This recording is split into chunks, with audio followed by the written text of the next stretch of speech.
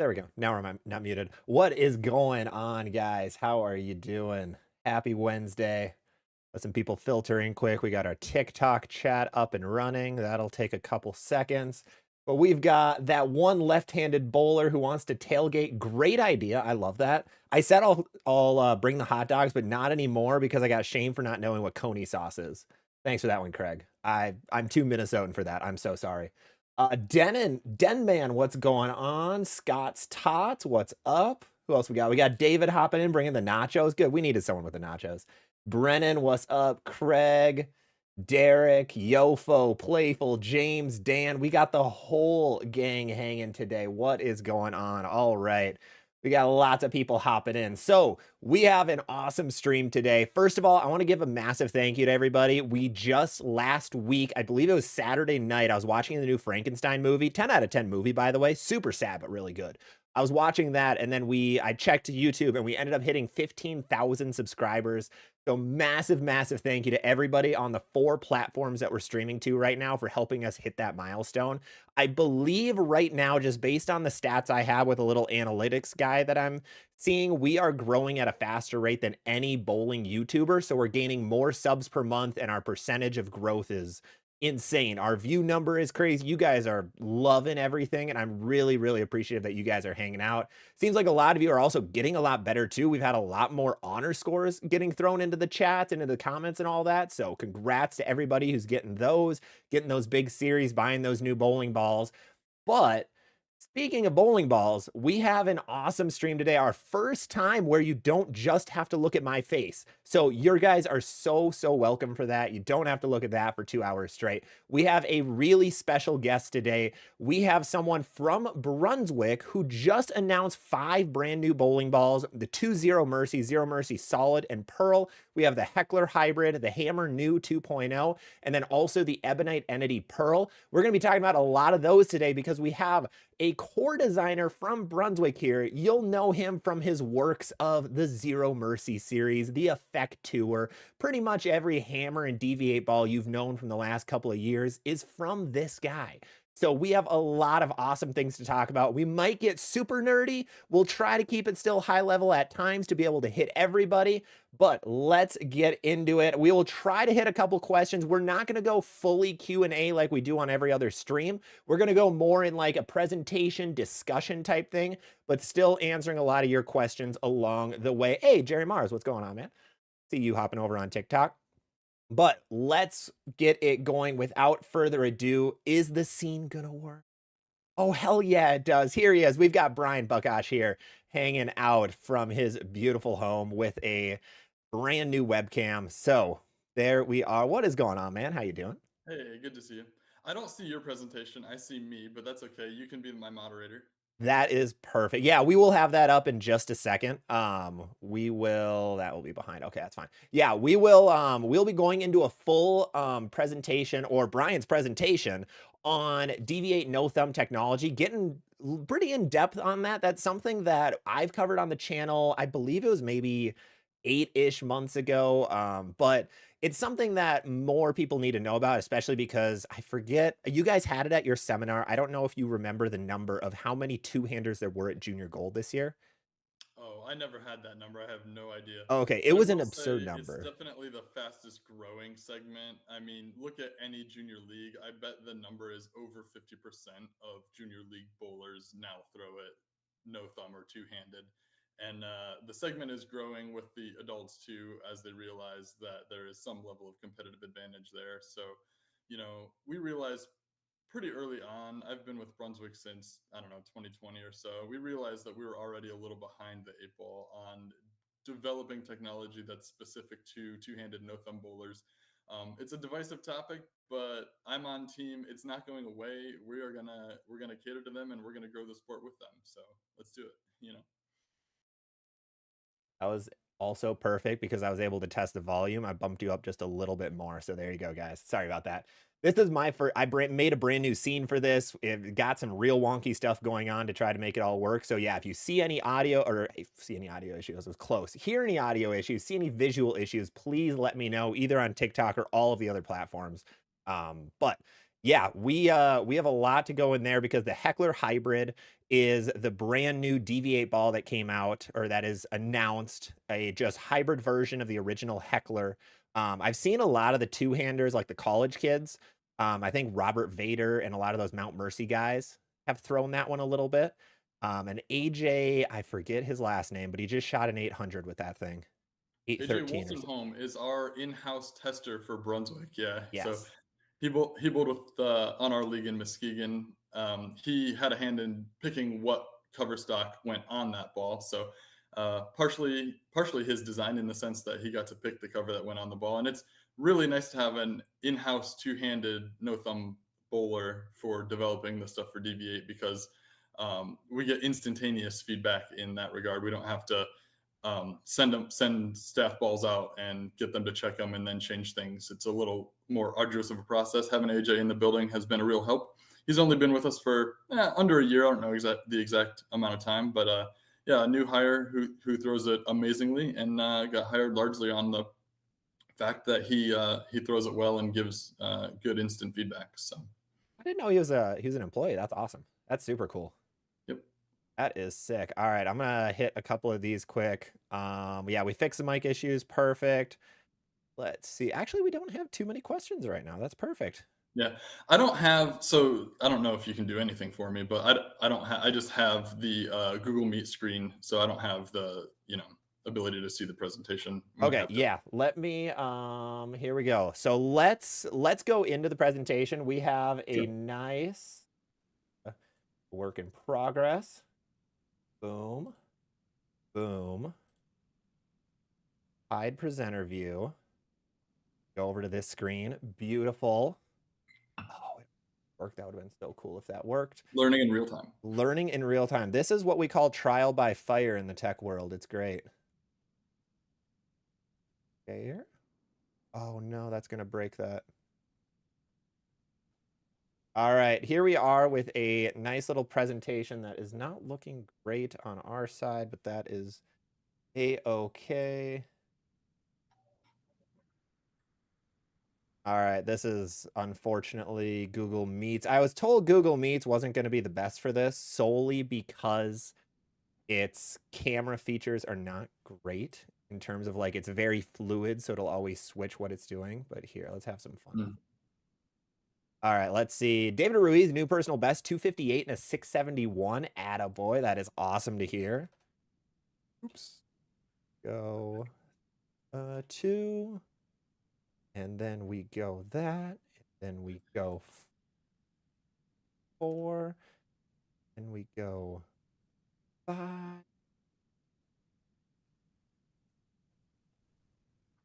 This is how we do it. You can see the deviate slide. All right, there we go. We have you up and running. You can see everything, Brian, right? We're good. No, I have. Well, What? I have. So I have Oh, you and View. me, and What I is don't going on have there? the PowerPoint screen. But I could honestly probably just run the PowerPoint on my side if we can keep the slide. If we can keep on the same slide, we can probably do this. All right, let's do that. Let's do that. Give me 1 second to pop open the presentation. All right. Don't worry. And now my crop is completely busted. But we are going to go through a presentation on DV8 Tech. Sorry for the little bit of technical issues. Matthew, yeah, I will get you over on TikTok quick. Let's switch screens. Top, boom. There we go. All right.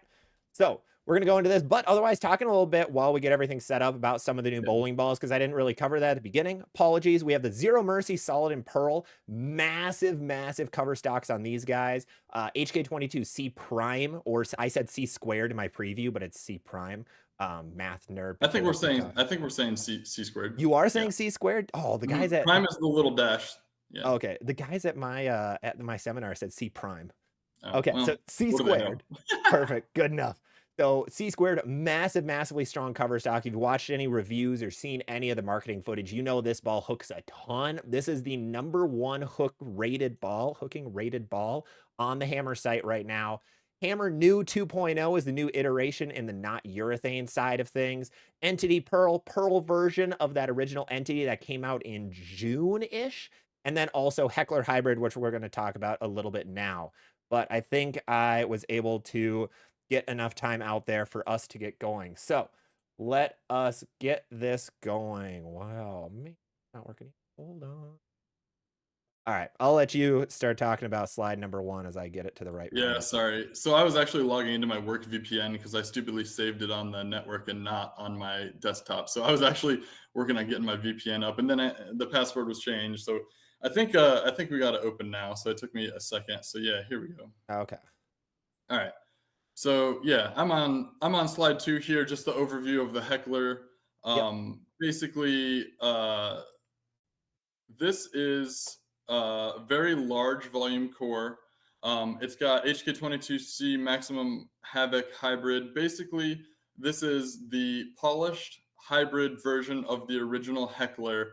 So nothing has really changed. There's nothing super fancy about the chemistry, but it does have cohesion as the base.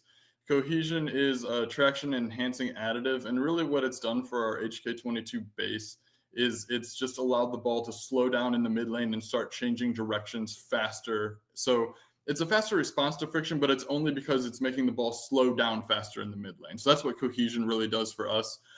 So what it does at the back of the lane is very core dependent, but it gives the ball the ability to get through the fronts better and then slow down faster in the mid lane. So whatever the core wants to do at the back of the lane in terms of the motion shape is taking over faster in the mid lane. That's what's cohesion has been helping. But the real story, of course, about this core is the no thumb tech. And this is a patent pending technology that's actually in 3 cores, and we'll go into those in a little bit of detail. But basically, what we're doing is we're designing cores that allow more interaction between the actual inner core material and the fingers themselves. And we did that by like pressing the mass of this core. You can see on slide 3 that has the RG chart with the 15-pound numbers and everything circled. That this core is massive at the top and at the front, which in this orientation is the right side of the core in the picture. The mass is basically a ½ inch from the shell. It's like as close as we can get in the manufacturing process to getting close to the shell. So that way, just the 2 fingers that you drill in a no thumb layout are intersecting the inner core as soon as we can get them to when you're putting it on the drill press and you're drilling them. So undrilled numbers are nothing too impressive. 250 is a medium RG, so it's going to be medium revving. 051 is high flare potential. And 010 intermediate differential, remember, intermediate differential is going to be more responsible for how fast the ball changes direction once it slows down and encounters friction. Symmetrical balls are 0 intermediate differential. So at 10, this is barely asymmetrical before you drill it. But the magic about this core, like I said, when you put your finger holes in it, you can drastically change the post-drilled numbers to kind of dial it in for no-thumb bowlers. And this is going to the next slide here. We're kind of addressing some, I wouldn't call them problems, but some unique features about no-thumb bowlers. A lot of cores have always been designed for removing mass in 2 locations. You've got your top finger mass, and then with the thumb hole, you've got your thumb mass. And when you drill that big old thumb into the side of the core, you're really changing the post-drilled total differential and intermediate differential. Those numbers are going to go way up in a pin up layout because your fingers and thumb are both relatively into the side of the core. With just one area of mass removal, just the fingers, you don't really get to change the numbers all that much. So the one thing we really focused on was trying to design a core that was able to like change the numbers drastically. And that's what all these no thumb cores do. But not only that, no thumb bowlers, since their thumb isn't locked into the ball, you get this wide range of PAPs. Like if you're a pro shop operator, and I don't know how many of you are just bowlers and how many of you drill balls, but yeah, pro shop operators, when they measure PAPs of various styles of no thumb bowlers, since their thumb isn't locked into the ball, you have PAPs that are 3 inches over by 2 inches up. You have PAPs that are 6 3/8 over and 3 inches down. I mean, they are truly all over the map.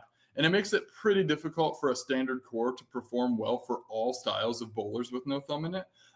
So we focused on getting a variety of after drilling numbers so that your ball driller can tailor the ball to exactly your needs. And of course, you've seen all the different speeds and styles, things like that, right? Like you've seen no thumb bowlers who throw it really slow and they're incredibly rev dominant. And you've also seen the no thumb bowlers that can absolutely gun it down the lane. So those types of different styles need very different after drilling numbers. And Yeah, people would I think say, I'll jump in here for a second. yeah, As a pro please. shop guy, this is so true. I put that video like yesterday on my short form stuff about how your PAP matters so much. For a little story on that, I bowl tournaments with a guy named Ryan, incredibly talented two-hander, um, ton of revs, ton of speed, super controlled and smooth and fluid, but he was throwing a purple hammer at one point and it rolled super wonky, and we're wondering what is going on with it. We check it, it's like it's actually pinned down. He just plugged the thumb, it was given to him by Mm, somebody. So like, all right, we're checking your PAP. So after a tournament, we grab a lane, we start checking his PAP. He's like 5 over, 1.5 up or something. mm. So that thing is just funky. We checked I think a high road, so shiny, super weak hybrid. It had a 1-inch pin on it. Then he had another ball that was like a 6.5-inch pin on it. So yeah, all you know thumbers, check your PAP a lot. It Yeah. can be so all over the place. And this is a good time to jump in and mention not everyone knows what you measure the center of the center of grip on a no thumb bowler. It is always going to be the bridge center. And I know you've said this too. So if they're paying attention, they know. But if anyone's new here, the bridge center is always going to be the center for the measurement for a PAP measurement on a no thumb bowler.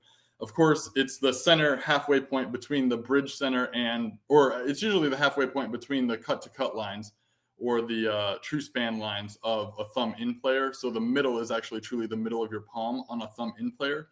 But since you are truly only removing mass from the two fingers, then it becomes the bridge center as your center of measurement for the center of grip, COG, for no thumb bowlers. So just keep that in mind. When no thumb bowling was new to pro shops, people would try to guesstimate what a middle span was by measuring down away from the fingers or something, but none of that. It's just simply the center of mass removal, which is the bridge center. That's one of the funny things with this sport is how long has two-handed been around? Like a true, like actually gaining popularity, not like the Probably north of 15 years at this point, believe it or not. yeah. Yeah. But if you think about that in like any other sports context, that is baby. We are in the toddler stages of two-handed bowling. So Mm. yeah, pro shops had no idea what to do. And we didn't have any of the technology or any of the ideas that we have now of all the no thumb. I mean, we're talking about no thumb cores right now. We'll talk about actual no thumb layouts later. Like we truly, people were just putting dual angle layouts like, here maybe. And then the Yes, ball yes. might roll like Well, hot doo-doo. and we'll actually talk about so every system needs PAP measurement. So ours is no different. Like you have to use the PAP to get the location right. You have to use it in dual angles. You have to use it in 2LS. You have to use it in VLS because that's the only way you know what axis the core is rotating or revolving on when you first let it go. Right. That's what the PAP is. Um, but a lot of people don't know this technology, don't even measure your PAP when they lay out the ball. So if you're out there and you're not a pro shop operator and you are looking for a good pro shop operator, make sure they're measuring your PAP. And if they're drilling out of a garage or something, you got to get to a bowling center, get your PAP measured on the lane in real time because measuring the oil rings on the ball, that's the only way to do it. So we've got like I want to run through this PowerPoint really quickly, and then we can really get into some Q&A. So there are a lot of slides, just warning the audience here, there are a lot of slides, but I'm going to run through them relatively quickly. Feel free, Zach, to pause me at any point, and we can do some questions in real time. But I just want to run through these slides because we're on slide 4. We could be here for 4 hours if we're not if we're not getting through it. So we'll Sounds like get a that great we'll time. get that done and out of the way, and then we'll really get into some Q&A for you guys. So. Yeah, so I was just talking about the reasons why no thumb bowlers could use no thumb technology. Like you could pick 3 or 4 different balls in a lineup. You know, a high speed two handed bowler gets a really aggressive asymmetrical ball, and a slow speed high rev two handed bowler gets a smoother symmetrical ball. Yeah, you could pick and choose out of different lineups to do that. But if you want the same general characteristics and especially the same cover stock formula, and you just want to tailor that specific cover to the bowler itself, then the only real way to do that is to build extra versatility into the core. So that way, a high speed, lower rev two-handed bowler can use the same cover technology or the same type of cover, like in this case, a compounded hybrid asymmetrical ball. Can use the same cover technology as like a low speed, high rev player. And then you just tailor the layouts and the drilling versatility of this core to that player. So that's really the utility of this type of technology. And in this slide, this is actually the core picture for the original Troublemaker. That's a mid-differential symmetrical ball. If you go to the next slide, which is slide 5, I don't know if you even have the slide numbers on there, but this is the cross-section or the inner core for the dark side. Now, the Troublemaker is a mid-diff symmetrical ball before you drill it. The dark side is more of a Tor-style diff symmetrical ball before you drill it, 036 total differential undrilled. So just a lower starting numbers, but you can still make them bigger or smaller with your layouts. And Heckler is the only asymmetrical ball in the lineup with the no thumb technology right now. So that is 10 intermediate diff, barely asymmetrical. But as you'll see in the next slides, we can make those numbers. So that's an 050, 051 total differential and an 010 intermediate differential before you drill it. So that's high flare potential, but not super sharp. 10 intermediate is enough to contribute what would have been a thumb hole or a balance hole. And in the previous slides, you noticed I didn't mention it out loud, but I wrote in that slide, you used to be able to have extra holes, balance holes, thumb holes, things like that when you were a two-handed bowler. And the USBC has slowly eliminated that. First, it was no balance holes, just thumb holes. And now it's no thumb holes, no balance holes, only gripping holes, which is usually just the 2 fingers for no thumb bowlers. Occasionally, some people put 3 in or whatever, but like by and large, it's just the 2 fingers. So you don't have the ability to change the numbers by drilling that thumb hole or that balance hole low underneath the fingers like you used to. So building in 10 points of intermediate differential is effectively replacing the balance hole in the Heckler. So that's going to be the strongest one for the top. All right, moving on. So now we're going to talk about the technology. And if you've ever watched me on like the Radical Rundown or anything, you know I'm always bringing show and tell. So I brought the actual Heckler core here. And you can see how just massive it is. So like this core is basically, and you can see it in the picture as well, as close as we could get manufacturing wise to the edge of the shell. So that way when you drill the fingertip bits into the core, you are moving as much mass as soon as possible. The more inner core mass, it's the densest part, the more inner core mass that we can move immediately, the more affected the after drilling numbers are. And there's 3 zones in this core. If you drill really close to the dot or the pin, in this case, these are all dot balls, which is just the pin is on the bottom, the dot is on top. So this is like the pin axis or the dot axis. The closer you drill to the dot, the more you're shortening the core by removing the top material. If the core is shorter, it's less differential, it flares less.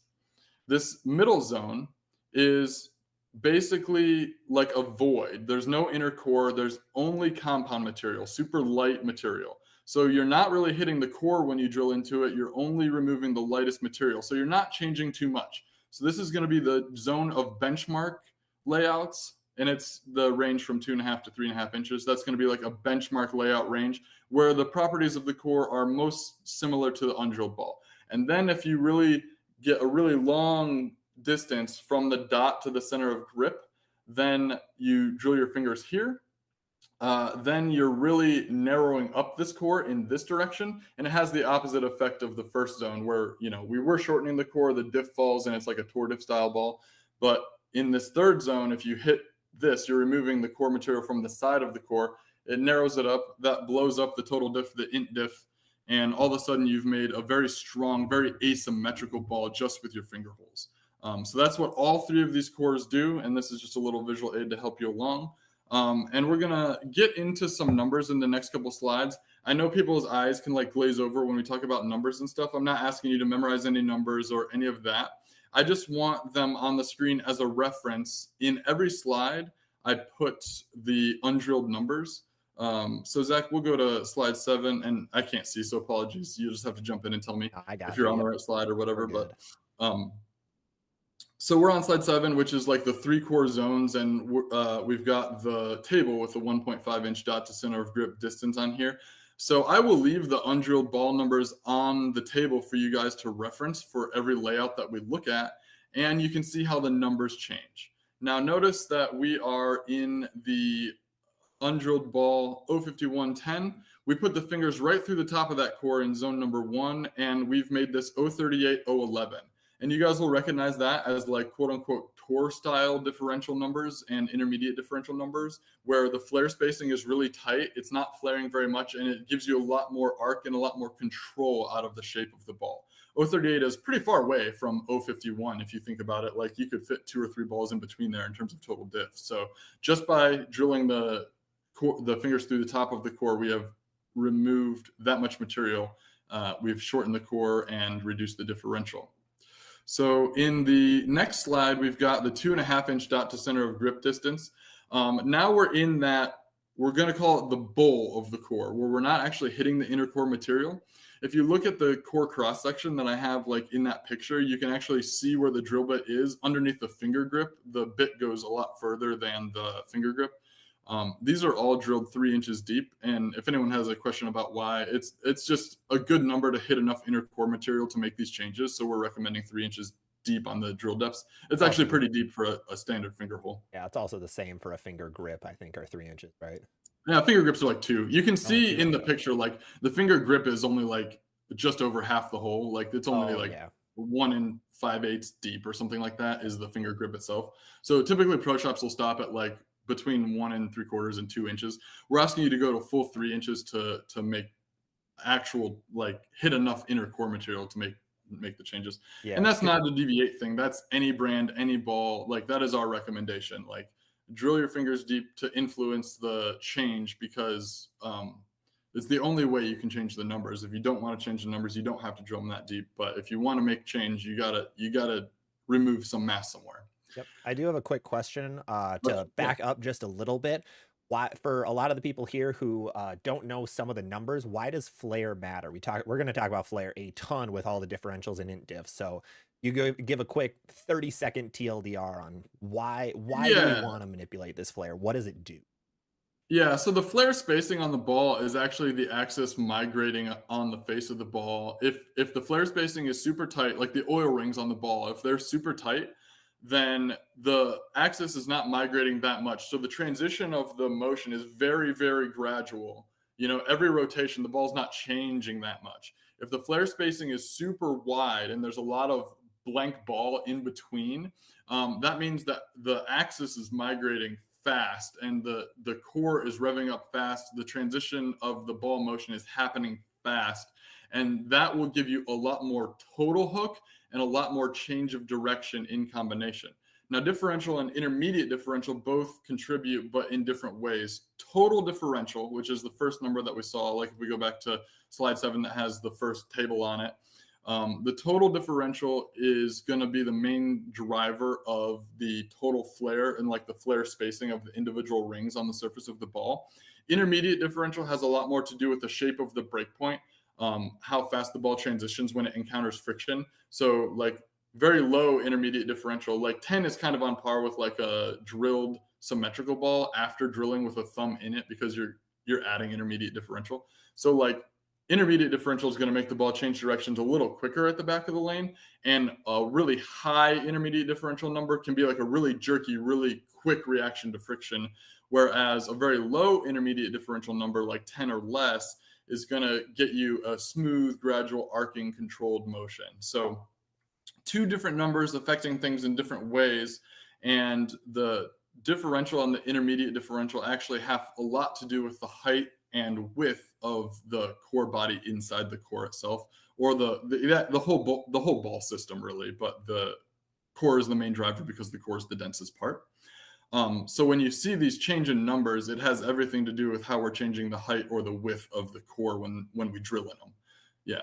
So I hope that clears that up. That was perfect. Anything else, Zach, before we keep going? Nah, let's keep it going. Yeah, so in zone 2, we're actually removing the compound material. And I have 2 examples here. I have 2.5 inches dot to center of grip. And you notice immediately the we're not hitting that much core material. We're shaving like the little edge of the top knob a little bit with the finger hole. And because of that, the diff is going down a little bit, but 051 was undrilled, 046. So we're pretty close. We're just a little less flare potential than the original undrilled ball. And the intermediate diff is still relatively the same because we're not near the max axis. We're not really affecting the intermediate diff very much.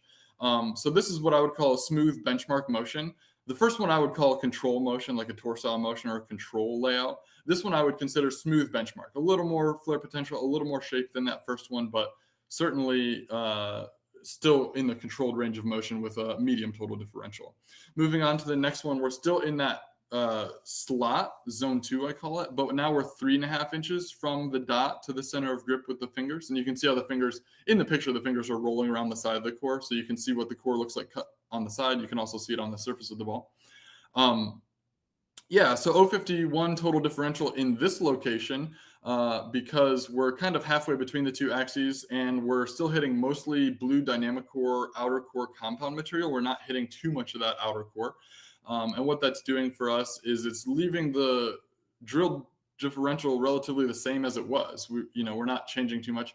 Intermediate differential goes up a little bit, which makes the ball just a little sharper. And that's because we've hit just a little bit of the side of the core with the finger. You can see we hit about half the finger is hitting that like core side and removing mass from the core side. So we're narrowing up that core a little bit. So slightly more flare, slightly sharper change of direction with this dot to center of grip distance. And I'm going to pause and remind people, dot to center of grip is the center of grip between the two fingers. We're not measuring pin to PAP.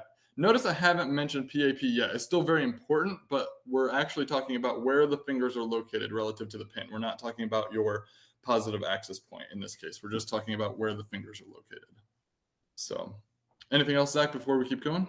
No, I don't think so. That's a perfect. Yeah. I'm gonna just go through a couple of the slides quick, and you're gonna see that these fingers change where they are. So that's what he means by dot to center of grip instead of anything else. It's literally just the finger distance between. Yep. That is. Yep. Would you say that's the number 1 or number 2 most important number in a layout for a two-hander? For two-handed no-thumb bowlers, I think the dot to center of grip distance is the most important number. Now, that is assuming that your pin to PAP is in a normal range. Like if you're taking like your favorite pin to PAP distance, like 5 inches or something, and you're altering the grip distance, that grip distance is going to have a much bigger effect than if you go from like 5 inches to 4.5 inches with the pin to PAP or something. If you do something crazy, like you put like a 1-inch pin to PAP on it, obviously that's going to have a super dramatic effect. But if you're just playing in the normal range of pin to PAPs, like 3.5 to 5.5 from the pin to the PAP, it's not going to be as dramatic of a change as toggling the finger distances, aka the COG distance, with the finger hole. So to me, it's the number one thing. Awesome. That's really good to know. Yeah, I've heard both, so I'm glad to know from an actual true expert which one is. Yeah, if you get extreme with so I mean, we can get into the weeds a little bit. I'll try to keep it brief, but the pin to PAP distance is really changing how upright or tilted the core is, and the COG distance is really changing the shape of the core itself. So the core shape, in my opinion, is mattering a little more than how tilted that shape is, if that makes sense. You know what Absolutely. I mean? Okay. Yeah, so we're back on the. Sorry, I'm shaking my table when I'm setting my cores down here. They're heavy. The volume of this core is probably the second biggest one we've done behind Troublemaker, and they're just massive because you got to make them big to get them out close where the fingers hit them. Yeah, how heavy? I thought I saw something that the No Mercy is super, like 7 pounds or something insane. Like how heavy is a core? Yeah. Yeah, so our like quote unquote standard normal volume cores where the design isn't anything crazy or tricky is probably in the range between like 5.5 and 6.5 pounds. This Zero Mercy core is approaching 7 pounds, and the 15-pound Heckler core I think is it's a little less mass than the Troublemaker core, but the Troublemaker core was like 8 pounds. It's like more than half the weight of the ball. That's insane. Yeah. It's we'll get into it, but as close as I'm trying to design some of these cores to the shell of the ball, I'm actually getting in a little bit of trouble with our manufacturing facility because the compound material, the blue dynamic core material, has to pour around it in the mold, and it's a spherical mold, just like the ball is a sphere. Um, and I'm putting the material of the inner core so close that we're actually up against the limit of the material being able to flow around the core fast enough. Because when you pour it, it's actually like a frosty material, like a Wendy's frosty material. It's not thin. It doesn't flow like Diet Coke. It flows like Wendy's frosty. So like getting it around there in a timely manner in order to manufacture fast enough has been like tricky because I'm pressing the limits of the manufacturability on these cores. That's awesome. Yeah. Okay, yeah. So we're a little off track here. So just continuing what we're talking about.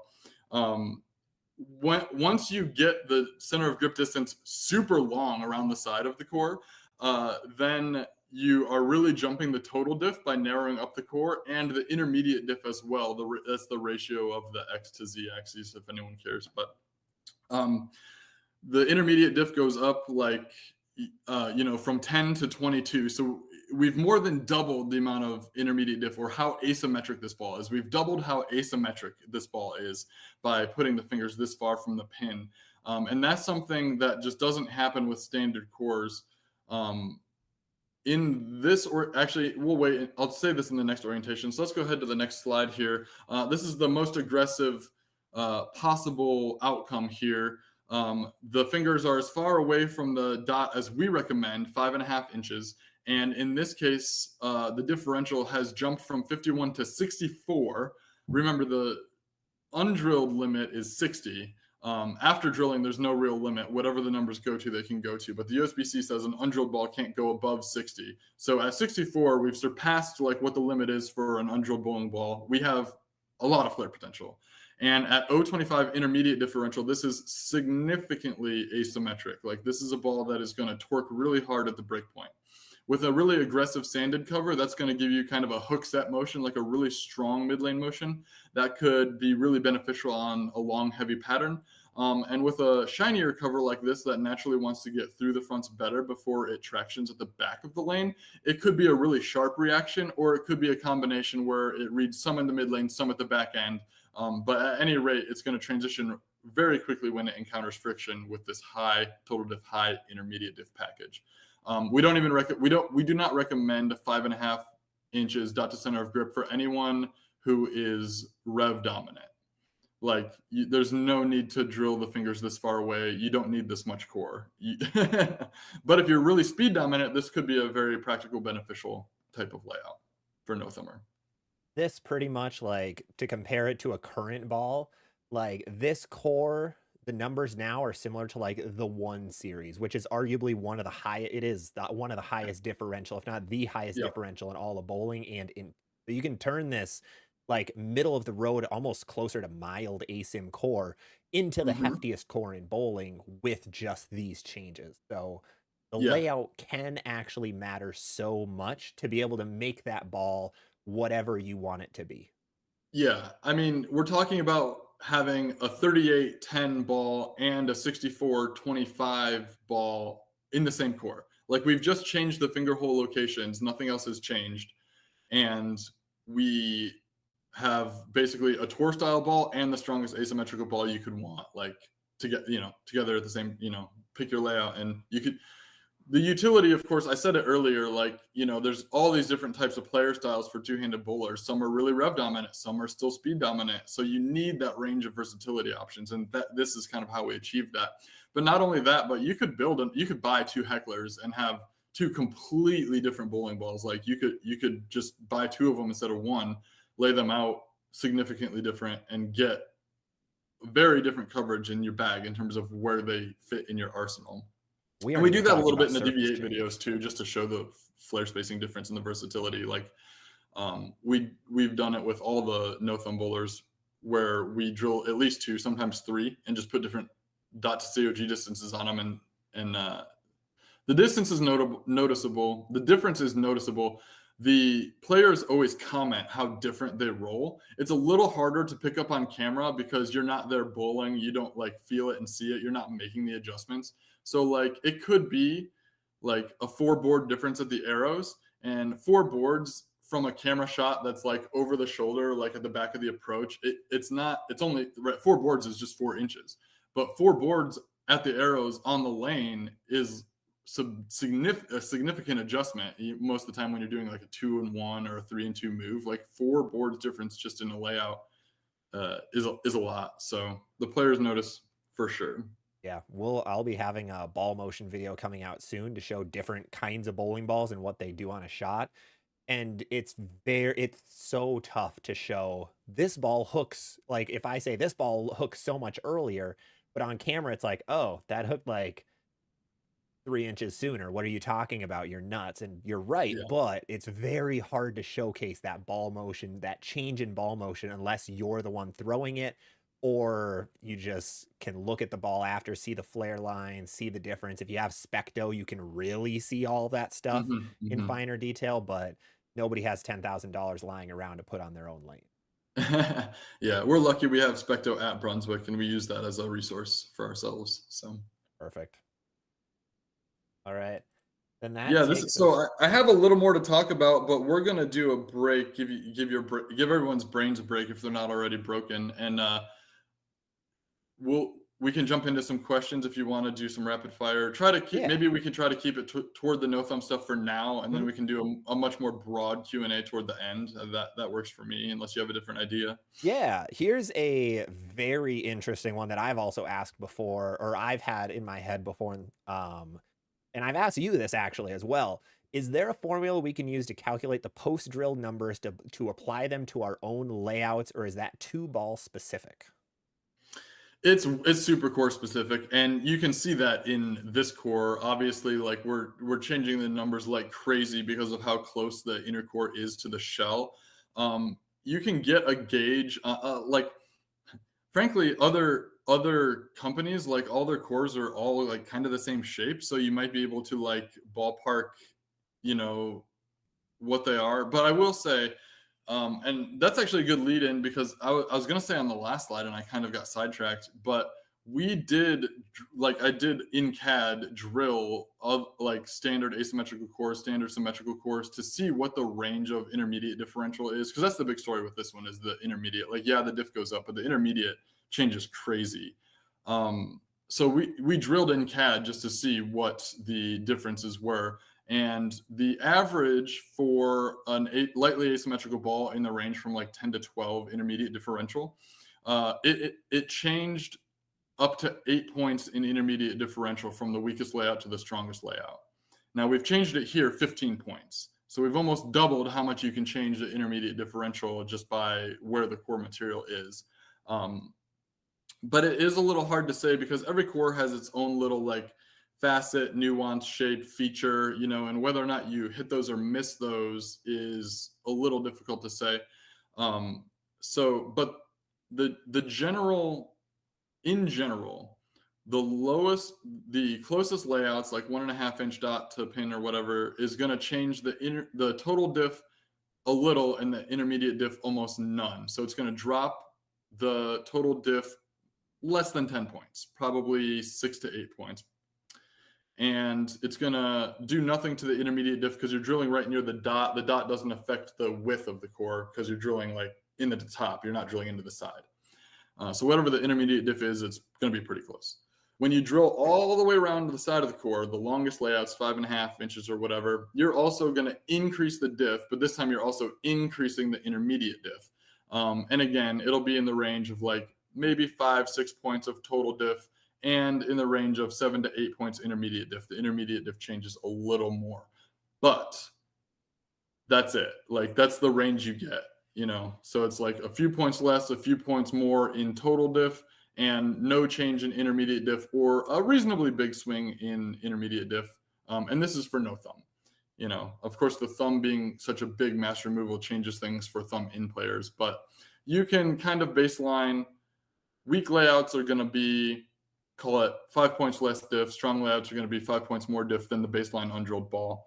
And intermediate diff, it's either going to be no change if you're drilling near the dot or the pin, or it's going to be between 5 and 8 points if you're drilling near the mass bias or the PSA, for standard cores. Obviously, much bigger swing on this core. All right, I have one less nerdy question and one more nerdy question. Also, Let's Barks go. from JR Pro Shop says, "Nerdy, we're just warming up, or he's just warm."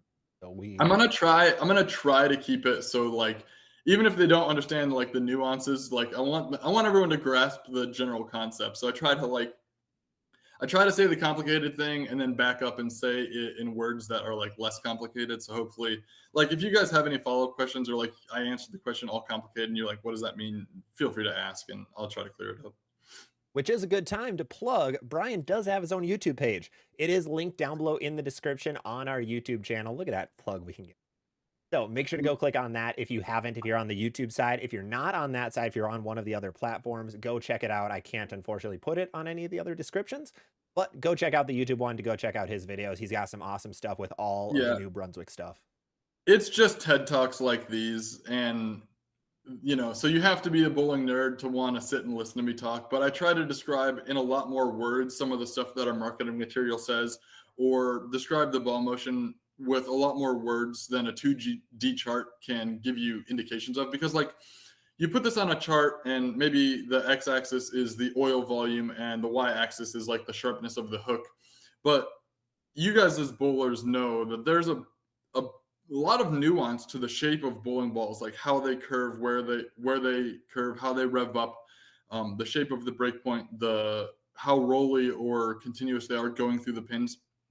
And you can write marketing materials and you can put charts and graphs together, but none of that gets into the nuts and bolts of what's really happening. So I'm just trying to give players extra resources, especially if they're really particular about how the arsenal's put together. I try to give you a little more description about what each core does or what each ball release does, so that way you at least have a gauge of where to put it in your personal arsenal if you choose to buy it.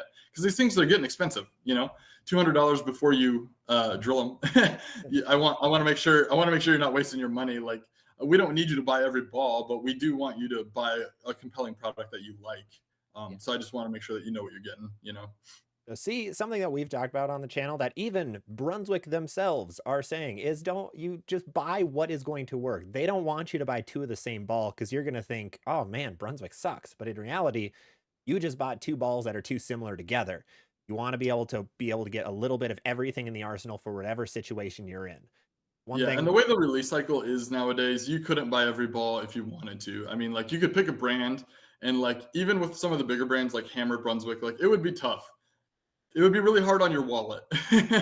you So doubt people a little too much. you I definitely have want seen a handful who are Yeah, there buying. are collectors out there, but for the most part, what you want to do is find a shape that you're either lacking or one that you like so much that you've just completely worn that ball out in your arsenal and it's time to replace it. And like you want to go after those shapes that you're either missing or you've worn out, you know.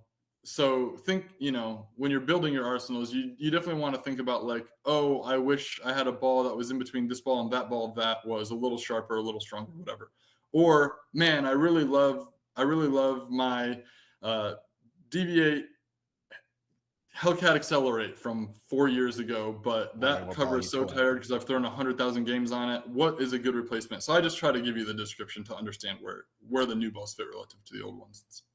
Is wondering what ball you're going to pull out there. The Hellcat I don't know. Accelerate was The not problem is meant I to had go so many cover. rattling around in my head that I got stuck almost saying nothing. I was like, No, that's totally fair.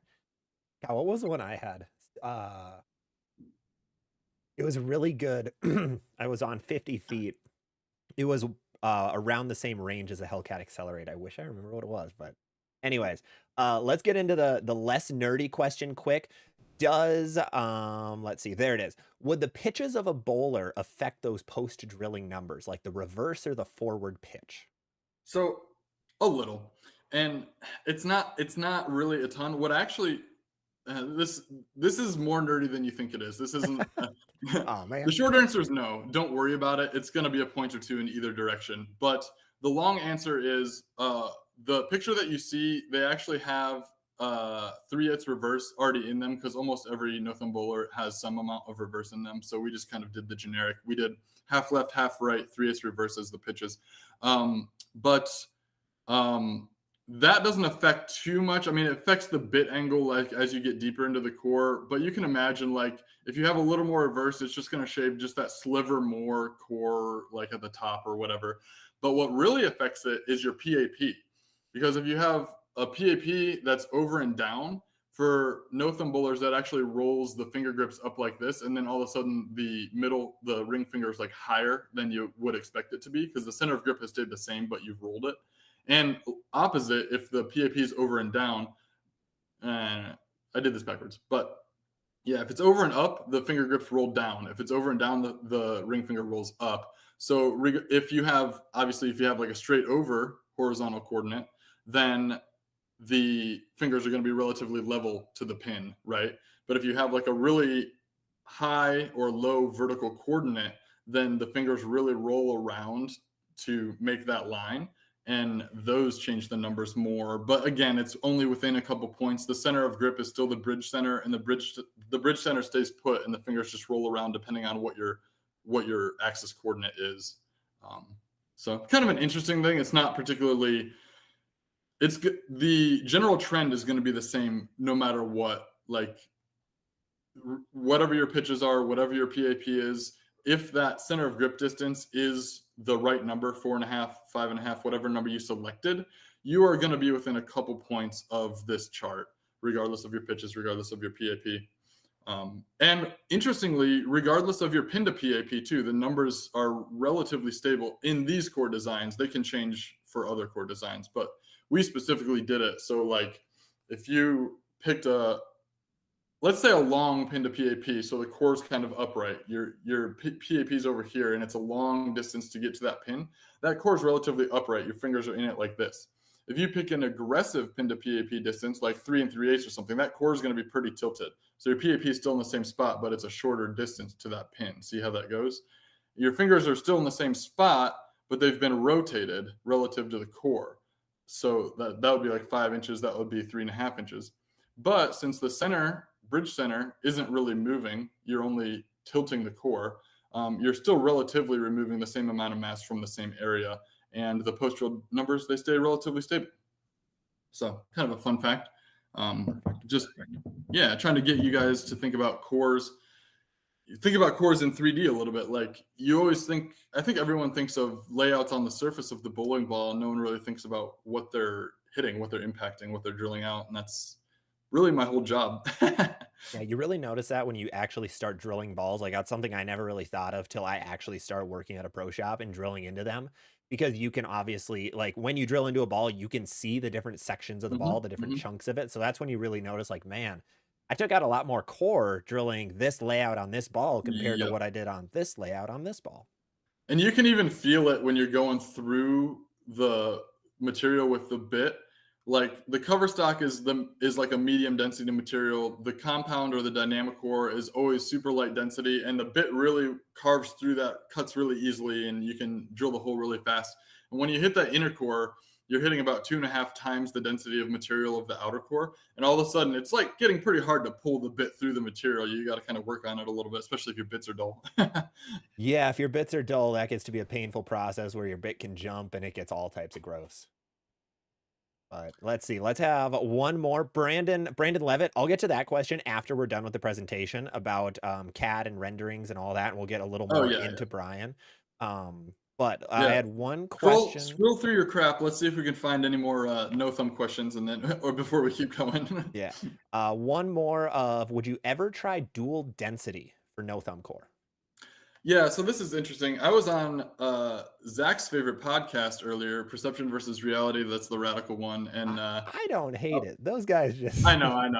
I don't know. I don't know what the internet beef is. I'm friends with everyone. We're not getting into it on this. I don't actually know what the problem is. I don't care. Everyone hug. Yeah. So what we did, this core system is patent pending. Excuse me. Real quickly, the actual system is like the sum of like the 3 things that we have going on. It's like 3 individual things. It's the top knob working in conjunction with the bowl. We call this the bowl. It looks like slots in this core, but if you look at the troublemaker cores, it's literally a bowl shape that goes all the way around. And then the core side. So those 3 working in tandem are what make like the patent pending system. But when we filed the patent, we had to use language that was specific enough that it pertains specifically to no thumb bowlers and the interaction of the finger holes with the core. That's what makes the system. But we also left the language broad enough that it covered future development. Because obviously, this is the third iteration of a no thumb core in the system. We have Troublemaker series, Dark Side series, and Heckler series. But also, you could play the same game. The language of the patent doesn't necessarily say, hey, there has to be a carve out here where the outer core compound material fills in.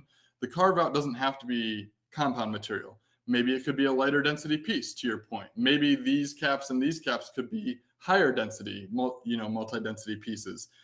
There's a range of configurations that like have yet to be tapped, right? And there are other ways. There are other ways to do this that I have in mind that still fit within the system parameters, but are a different way than we're doing it now. So, this is an ever-changing, evolving technology, and two-handed no-thumb bowlers aren't going away, so they'll always need a product that better suits their needs.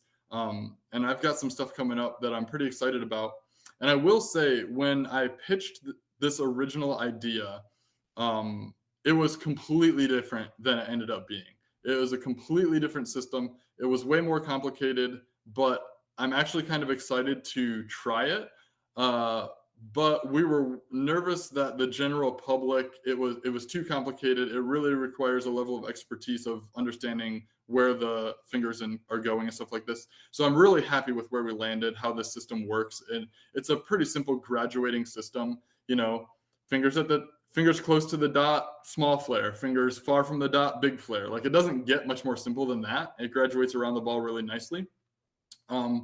So we like our system. We'll continue using it. You'll continue seeing cores that maybe have different starting numbers that roll in different ways, but still use this system. But the door is wide open to develop more, like whether it's dual density or whether it's changing how the fingers interact with different parts of the core. Like, there's a lot of potential here. It's not going away. Sounds like some new to no thumb cores coming very soon. All I heard out of that, and we're good to go. I have video. So we're really ahead of our core designs. We're at the very front end of the process because the core has to be designed and molded before you can cast test balls around it, obviously. And unfortunately, we don't have like a super quick prototyping system where we can just like make a core, try it. Oh, we don't like it. You know what I mean? Like, the core is designed and developed, and it isn't necessarily changing when we wrap test balls around it. So we are if we're in the design phase, we're probably 10 months ahead of a release schedule. So I've got a core designed for DV8 in 2026 that I'm super excited to debut for you guys. I'm a little nervous about it. Haven't seen it go down the lane yet. Just developed it. But I've got some theories around it, and it's a no thumb core that I can share with you, and I'm super excited to share my experience. Unless it goes bad, I don't know. We'll get back to me in like 8 months when I've seen it, and I'll tell you whether or not I'm excited about it. But I'm excited about the theory of it right now. Bookmark the 59-minute mark of this live stream. Yeah. And we will come back to it in May of 26. All right, but if you're okay with it, let's get to part number 2 of the presentation. This one I want to be a little more interactive now. It might be a little harder than I initially envisioned because I can't see you, Zach. We're good. I'll read it out. We'll try to work with it, you know. But basically, so this slide, I'm on slide 13, addressing the problems for no thumb layouts. I'm assuming you're with me on that, right? There. Awesome. So this little section will be a little shorter, and I'm going to try to make it a little more interactive with Zach. I want to show you some stuff on the DV8 website. So obviously we developed a system from the core side of things to kind of tackle some of the problems and differences that no thumb bowlers have. But with that comes differences in layouts too, right? One of the the same problem that I listed about the core is the same top bullet point there. Like, it also applies to layouts. Like, not only are two-handed cores need to be a little different, but two-handed layouts need to be a little different. And the existing systems are really dual angles, 2LS. There are a few other systems out there, but these are the two primary ones that push-ups really run with right now. Dual angle has been an amazing layout system for decades at this point. But with the range of PAPs that no thumb bowlers have, and the way the PAP can just be all over the map on the surface of the bowling ball, dual angles becomes a little less effective because the VAL angle, which is the angle that controls the height of the pin in the dual angle layout system, uh, it changes the center of grip distance for every PAP. So I wish I had a little visual to explain it, but if you had a short over and a really tall PAP and you put a 30-degree VAL angle on it, that pin is going to be really tall because your vertical coordinate of your PAP is adding height. So if your fingers are in a stationary position, that 30-degree angle can make the pin very tall. That same 30-degree VAL angle on a system that is over and down makes the pin not very tall. It could be beside your fingers as opposed to way up. And you saw in our presentation just a second ago, the finger hole location is, to me, the most important thing in a no thumb layout. So the finger holes vary. Oh, I forgot I put this together. I took pictures. I put this together. So yeah. I just drew a picture of So it. here's yeah. See. So here is on the next slide a picture of the same layout, two different PAPs. And I only changed the vertical coordinate of the PAP, but the same thing would change. If you change the horizontal, it shifts where the dot is left to right. But when you change the vertical, it really changes where the pin ends up relative to the fingers. So the quote unquote same dual angle layout, 80 by 5 by 30.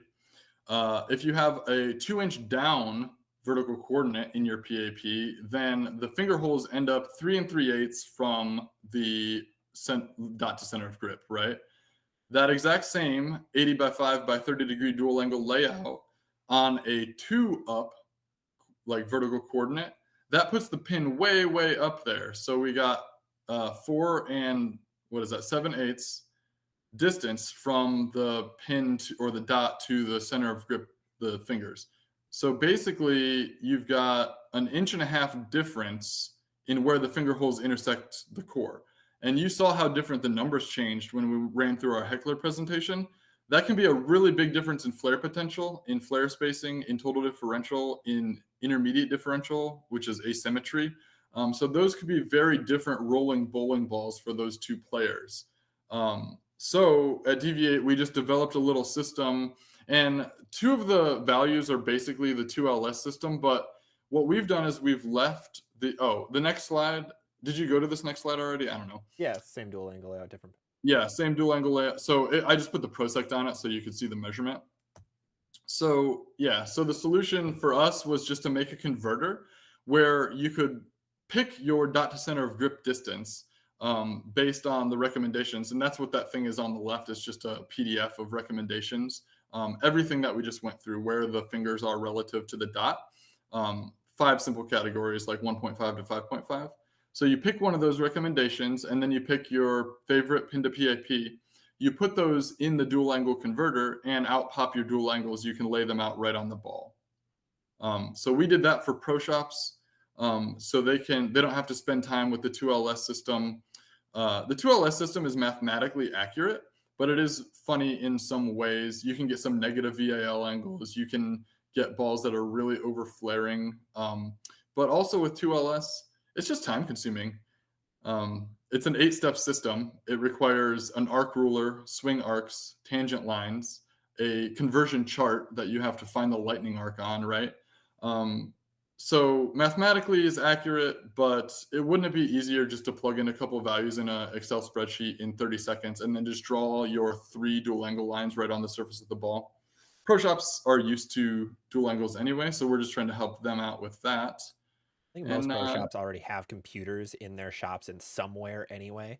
I know for us, we keep all of our layout sheets just on Spectre, which is a online tool to be able to store. Yeah. So much easier than paper. The guys in Canada, I forget his name, Bufa? works with Bufa Distributing, or maybe it was one of those guys, Mark. Yeah, he worked with the Spectre software. Yeah. It's a good system. Yep. Yeah, it's awesome. And and for that reason, we have a computer in the shop at all times. Worst case scenario, you can download some kind of Excel, or I did actually convert this to Google Sheets if you don't want to buy the Office membership. So you have a lot of different ways that you can make this work, either on your phone or on your computer at a pro shop. So this is not too big of Yeah, a deal to ask for that. I can straight up, I don't know how it works on an iPhone. I have a Galaxy, but I straight up just, you can download it off the DV8 website straight to your phone and you can input it. It's a little finicky because you actually can't type from the box. You have to tap the box and then input. There's a little like pop up at the bottom that is like the Excel input text box or whatever you want to call it. But yeah, you can even do it on a phone. I mean, it's really simple. You just have to know where it's at.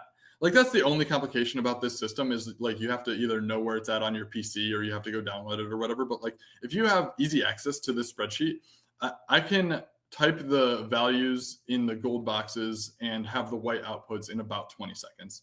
So you can do, then you just apply the dual angles like you would ever apply dual angles to the ball. So it's super quick, simple, effective method. And we're really happy with it. And it's been panning out really well, picking a COG distance off of the PDF and just using the drop-down menu to pick one of those COG distances. The flare spacing scales almost perfectly. You can see the tightest flare spacing with the weakest layouts and the widest flare spacing with the strongest layouts and everything in between.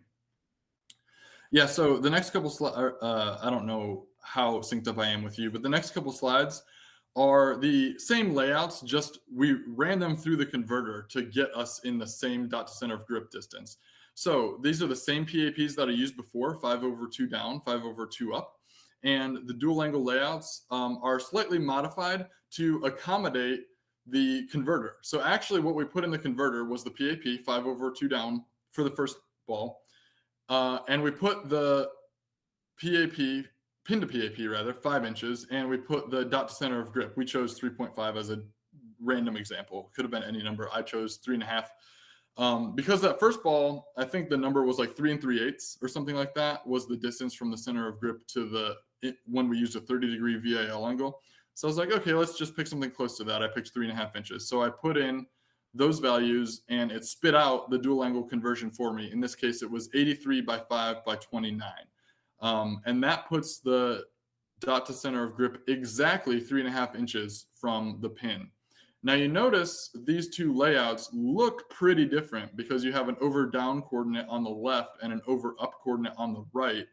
But the dot to center of grip is exactly the same in both of them. The angle that the CG is angled is different because of how different the location of the PAP is for each bowler. But you're removing mass from exactly the same part of the core, which is effectively right near the CG in this particular case. That's not always the case. It's just how it ended up here. And the angle ends up being 83 degrees only because I used this ball as Troublemaker. If you guys haven't noticed, that's like the ball I use. So I just ran it as a symmetrical ball in the converter. So 83 degrees just happens to be the angle for these to lock the CG through the center of grip. In other words, point the CG at the fingers. So that number is just arbitrary. It's just whatever the number has to be to point the CG at the center of grip. That only works in our converter for symmetrical balls. For asymmetrical balls, you're going to do this just like dual angles, where you get to choose your own adventure on the drilling angle. So in the dual angle systems, the drilling angle could be whatever 60 degrees by 5 by 30 or 29 if you were doing the converter with the drilling angle. You just pick the drilling angle along with picking the pin to PAP. And then the VAL angle, the second angle in the system, is what really controls the height. So That was a perfect way to say all that. yeah, it was a lot of words, and if it's over everyone's head, that's okay. Like I understand, like not all of you are pro shop operators, but like, I want to give some content for like the high level pro shop operators, and I want to give some content for the bowlers who are just getting into it or just trying to understand it. But I think in this presentation, there's a little something for everyone. You know what I mean? And then the last slide, the last one I've got before we open it up for Q&A, is that exact same thing. I threw the prosect on the completed dual angle conversion. Just to show you that, yes, in both balls, the 0 is on the dot and it's 3.5 to the center of grip on the left, and the 0 is on the dot and it's 3.5 to the center of grip on the right. So both balls, same distance, even though the PAPs are wildly different. So it is a big difference. 50-degree drilling angle versus 29-degree drilling angle. I mean, that's Yeah, a huge difference in VAL angle. that Um, changes your layout from, yeah, being quicker to a good amount slower down lane. That's It where won't. So 3.5 inches, 3.5 inches will be the center of grip distance is what's controlling. So these layouts will give you the same ball motion for these two different PAPs, assuming their speeds and rev rates were similar, assuming their rotations were similar, you know what I mean? yeah. But if you had the exact same bowler stats except their PAP was different, you'd get the exact same motion here, even though one angle's 29 and one angle's 50. And that's because the fingers are in the exact same spot. That's why dual angles doesn't work, because a 30-degree drilling angle on one player would put the fingers a lot closer to the pin than it would for the other player. That's why we did this conversion. Yeah. No, it looks perfect. And then this, I think I'm on the second to last slide. That one really showcases like know your PAP. Make sure you know your positive Mhm. access point, Yes, because yes, yes, yes, yes. look how radically different that pin placement is. If you Uh-huh. put that left layout on the right's positive access point, it gets wildly different. Like the numbers Yep. are all over. So make sure you know your PAP. That's going to be the moral of today to a certain Yeah, degree, is that's know your such a good point. PAP. One-handers too, this also affects you guys an absolute ton. I know we're focusing on no thumb bowlers here, but for one-handers, there's a lot here that can translate over. Like for me, I attempt to throw two-handed once in a while, but mainly it's one-handed, and this stuff still matters an absolute ton to understand what your layout does with your bowling ball core to know why the ball motion does what it does. While bowling can have a heck of a lot of gray in it, there is this black and white that does help explain it. And do you have to get a little bit nerdy? Yes, but you don't have to get too nerdy to be able to understand a lot of the stuff that's going on.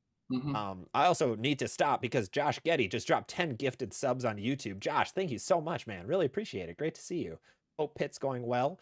I should have some new chamois colors coming for you soon, by the way. Thank you so much for those 10 gifted. We have Dust, Shark Beer Adventures. That's an awesome name. Watson, JJ, Gavin, Justin, Charles, Devin, Sad Shoe, Landon. Congratulations. Welcome to the membership club. Hope you guys enjoy all the perks that come with that. Josh, massive thank you for another 10 gifted. You are the absolute best. All right. So, Brian, do you want to look at the no thumb, the converter a little bit, or do you want to go straight to Yeah. Q&A? I can't look at it, so it's going to be a little tough. But what I wanted you to do was just like hop on the Deviate page and kind of like show them where it's at. Yep. It's Will do. honestly pretty simple. I'm gonna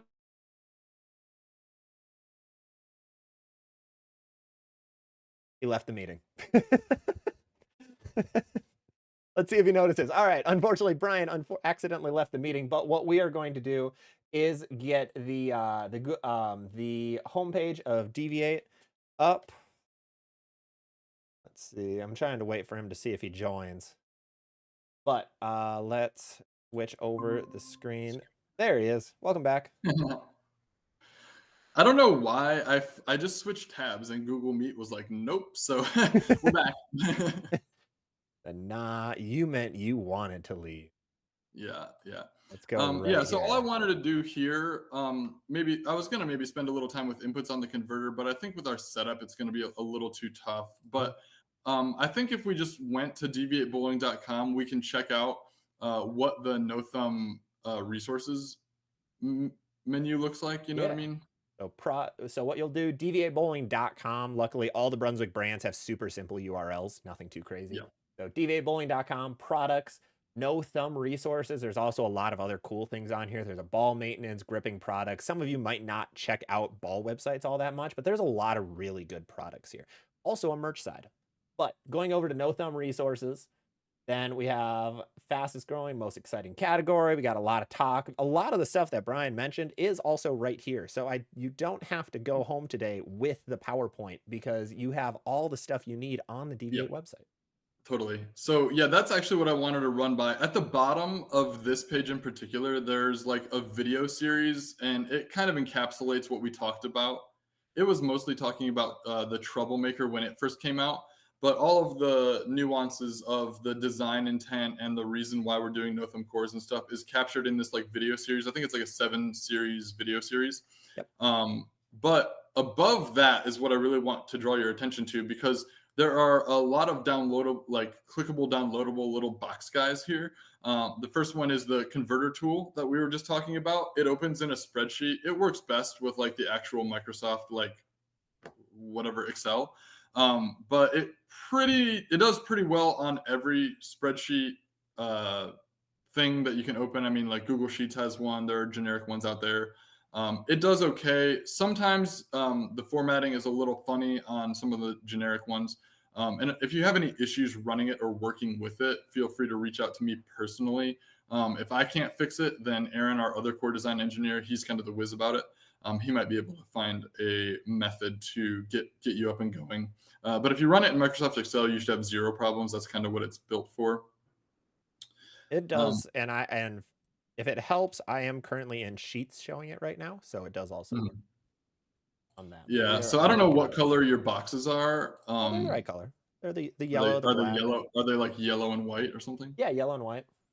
Okay, yeah. I'm popping it open right now. Okay. This is funny because I've probably downloaded the converter directly from the website like 40 times. Yep. It's just because like I don't want to go find where it was before. It's just easier to like click it and your downloads folder is nuts right now. So at the top, you're just going to input. We'll look at this converter real quick, then we'll hop back over to the website if it's okay with you. I don't want to spend too much time on this. People's eyes will like glaze over, but basically at the top, you input your horizontal and vertical components of your PAP. And the big thing to remember is if you have a down, like an over and down coordinate, then that second number definitely has to be a negative to represent over and down. Okay. So like 5/2 up is +2, 5/2 down is -2 in the boxes. In the layout section, this is where you're going to pick your dual angle layouts. This is more for pro shops. You can mess around with it as a bowler, but really this is a pro shop tool. So you're going to pick whether you're drilling an asymmetric or a symmetrical ball. If you're picking a symmetrical ball, it will lock the CG toward the center of grip on purpose. That is where we want the CG pointed. It's good for statics, but it's also making sure that it hits the core features that it's supposed to hit.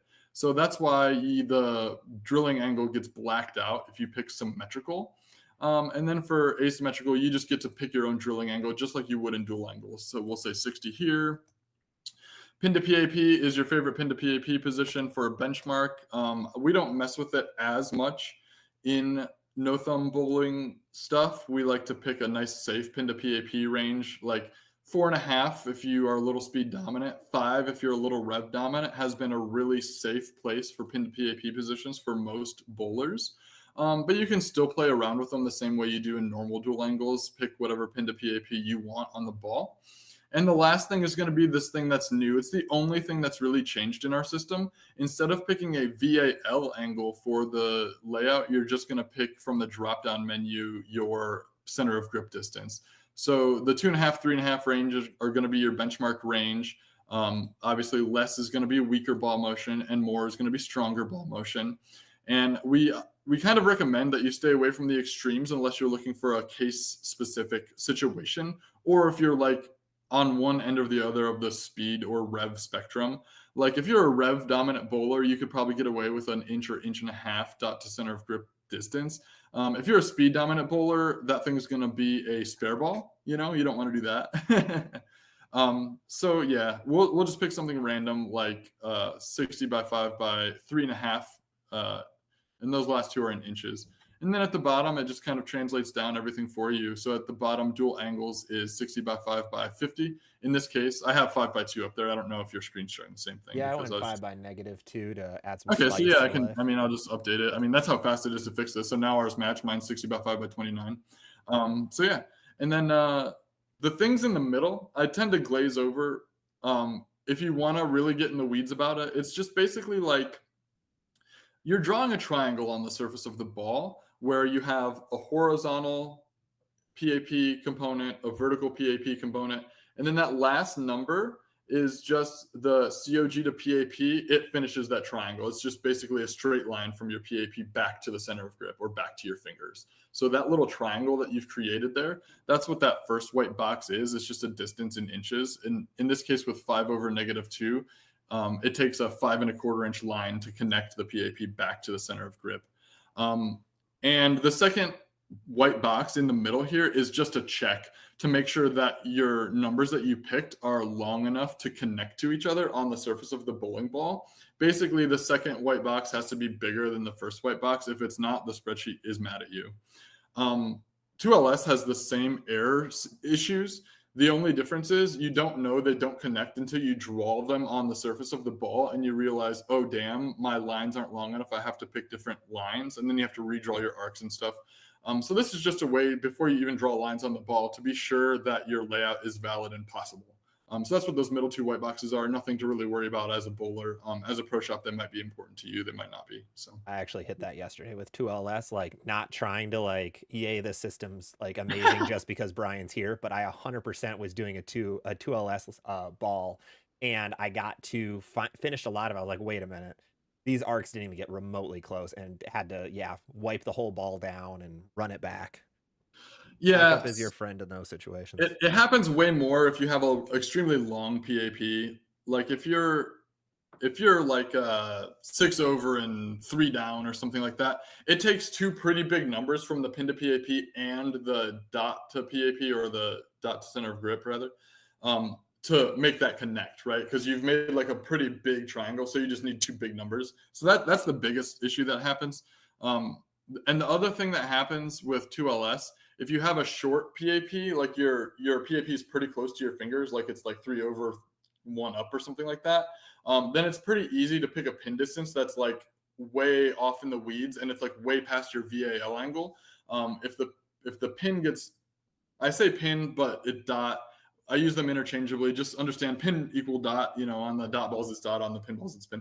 But if the dot gets way too far past your VAL on the wrong side of the ball relative to your fingers, it is possible to have like adverse conditions where the ball will like flare over the fingers, or it'll pull the bow ties up onto the fingers, like stuff like that. So those are not necessarily flare safe layouts.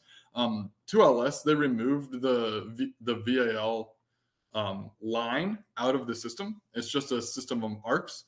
So there's no real check to see if you're close to that line to make sure that you're in a flare safe location. And our system will tell you right away, because the VAL angle will go negative if your distance is too long. So just for fun, let's put in like some numbers, like a 3 horizontal 3 inches, vertical, let's say like 2 inches, like 3 over 2 up. And then we'll pick a symmetrical ball, and we'll do a 5-inch pin to PAP, same as it was, but we'll do a really tall pin layout on this one. Let's do like 5.5 inches. Oh, that wasn't enough to do it. Look at that. Yeah, so this is actually this PAP is actually pretty safe. It is hard to break this converter. I have tried. The converter won't break. It'll just give you numbers that you didn't expect. Like if I did a 3, so if I get like a 3 straight over PAP, like your PAP is right next to your fingers and it's 3 inches over. If you do a 5-inch pin to PAP and a 6-inch, like a really tall pin, 6 inches, then you notice the output is 40 by 5 by 13. Is that what you're getting? Negative 13? Yep. I put in, what did I put in? 3 over, 0 up or down, 5-inch pin to pat, 5.5-inch pin to cog. Got me 42 so if I go by 5 by -2.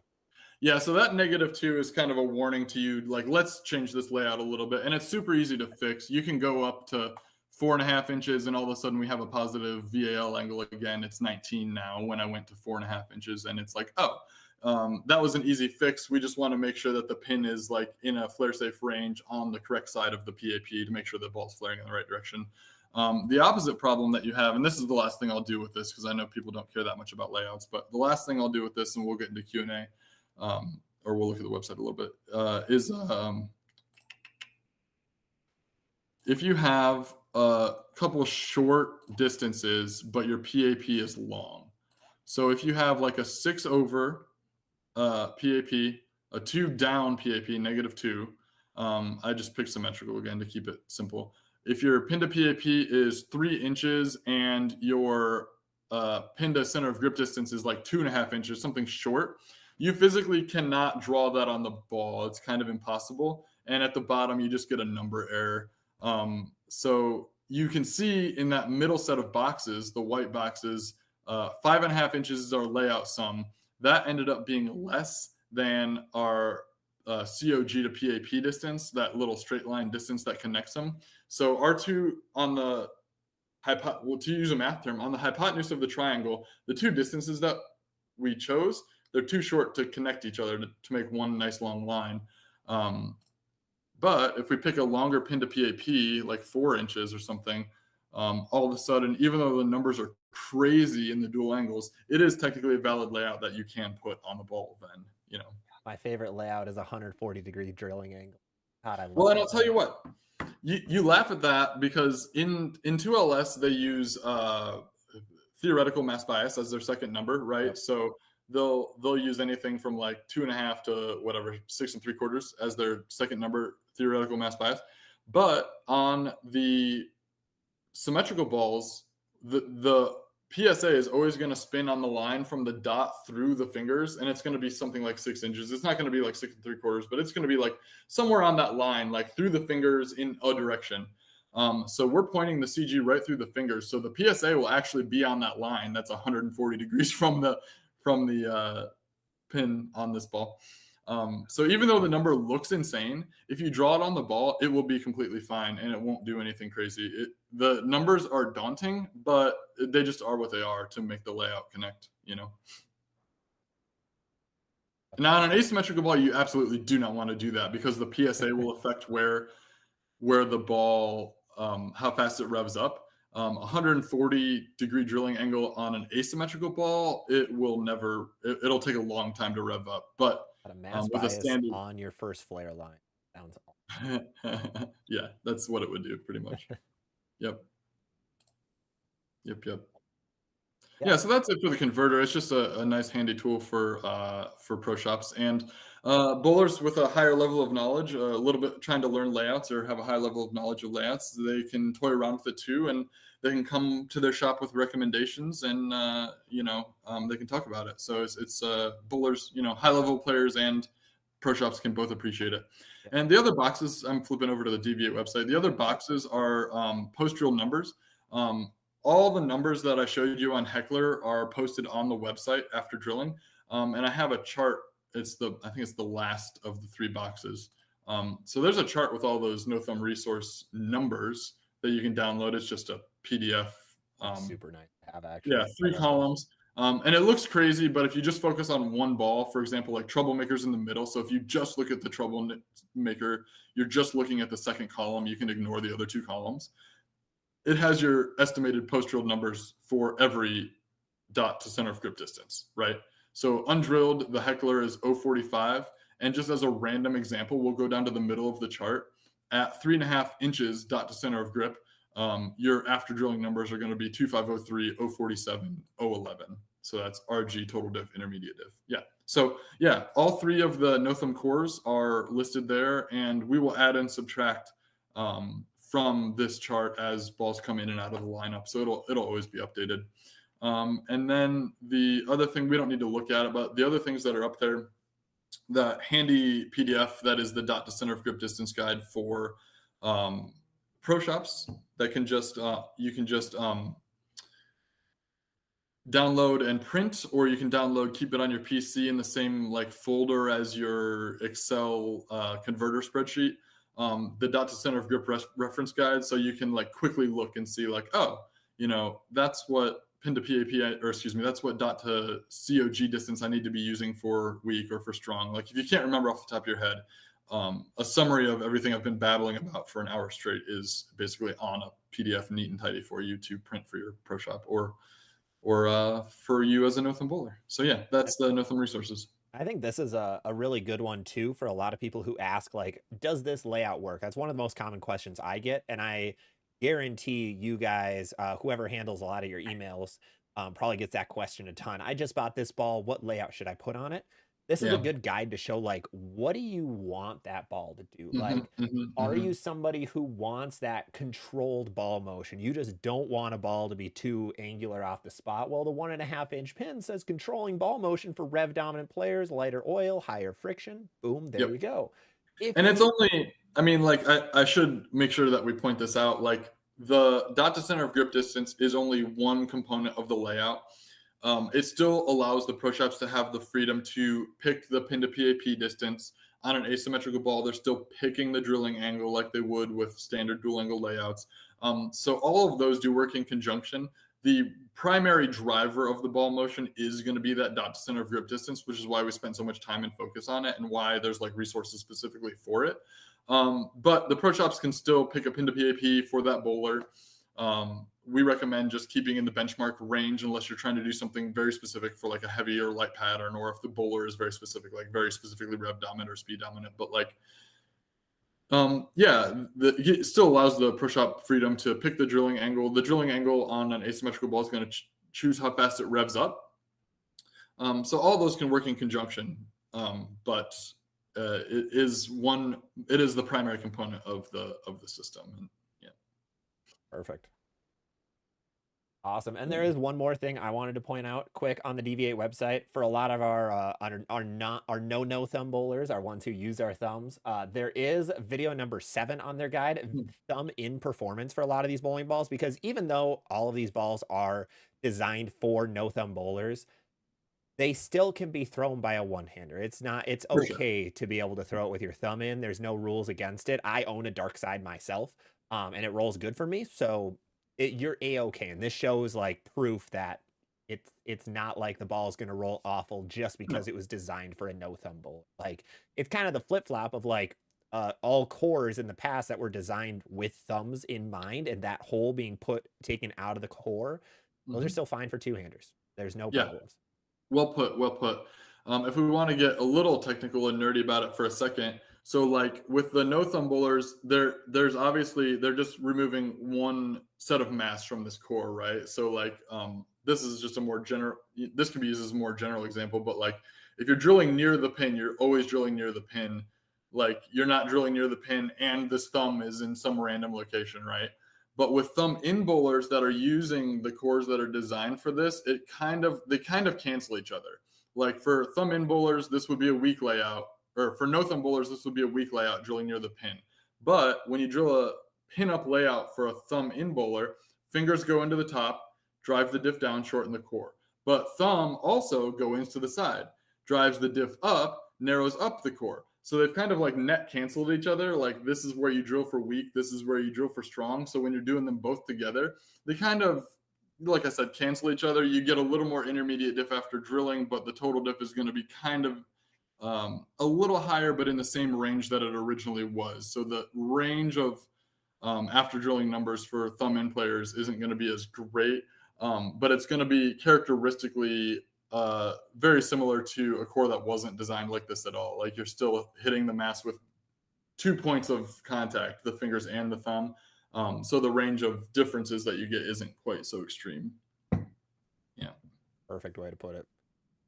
I have just as a reference for like the size, like I was commenting about the difference of the size. Like, this is the hater core. It's actually very asymmetric. So when you look at it head on, in this case, well, it's the same upside down and right side up. I happen to be holding the pin on the wrong side there, but so this would be the dot side. And right now the mass bias is pointing at you. You can see how wide this thing is, right? But it's a very high intermediate diff core. If I flip it sideways, it's super narrow. And this is a pretty cool, it's like 2 inverted boomerangs, basically. So this is hater, but the width to height, or whatever you want to say, the X to the Z axis is a wild ratio. You can see how much wider it is in one direction than the other. That's because this is a very asymmetrical ball. So when you flip it down, you can see how much wider it is this way than it is this way. That is what's building asymmetry. This is lightly asymmetric. So when you look at it from the top down, it's almost a circle, right? We actually carved a little section off the back. That makes it lightly asymmetric, because when you look at it from the top down, it's an ellipse. You can definitely tell that it's still wider in this direction than this direction, but way less so. So this is 10 points of intermediate diff, and this is, I don't remember, 22 points of intermediate diff, something like that, before 24 or something. Someone will have to check it on the website. It's been a year since I've designed that course. So, but it's high to mid 20s in intermediate differential. So what is it? 024. Yep, 024. So you can see like the ratio of the scale of the two cores is what really changes the asymmetry of the cores. very lightly asymmetric here, very strongly asymmetric here. But also you can see just like the total volume, like look how big this Heckler core is. It is just massive in compare. Like this thing is like so much less volume in size. And the Heckler has to be that way to point the mass out at the shell where the fingers hit it. The Hater, this one was not designed with no thumb tech. This is a quote unquote standard core. 054, 024, if I remember off the top of my head. But like, yeah, it wasn't 254. It was originally 254, 02, 054, 024, because I thought the 4 thing worked nicely. But I think it ended up like 2539 or something and messed up my little. It doesn't matter. We only rounded the 100th here. You know? Well, it is interesting. People do ask that question, like, why do they say 2504? Like the other companies, like Motive Storm, whatever, they just say like 250. And people do ask, why is it 2504?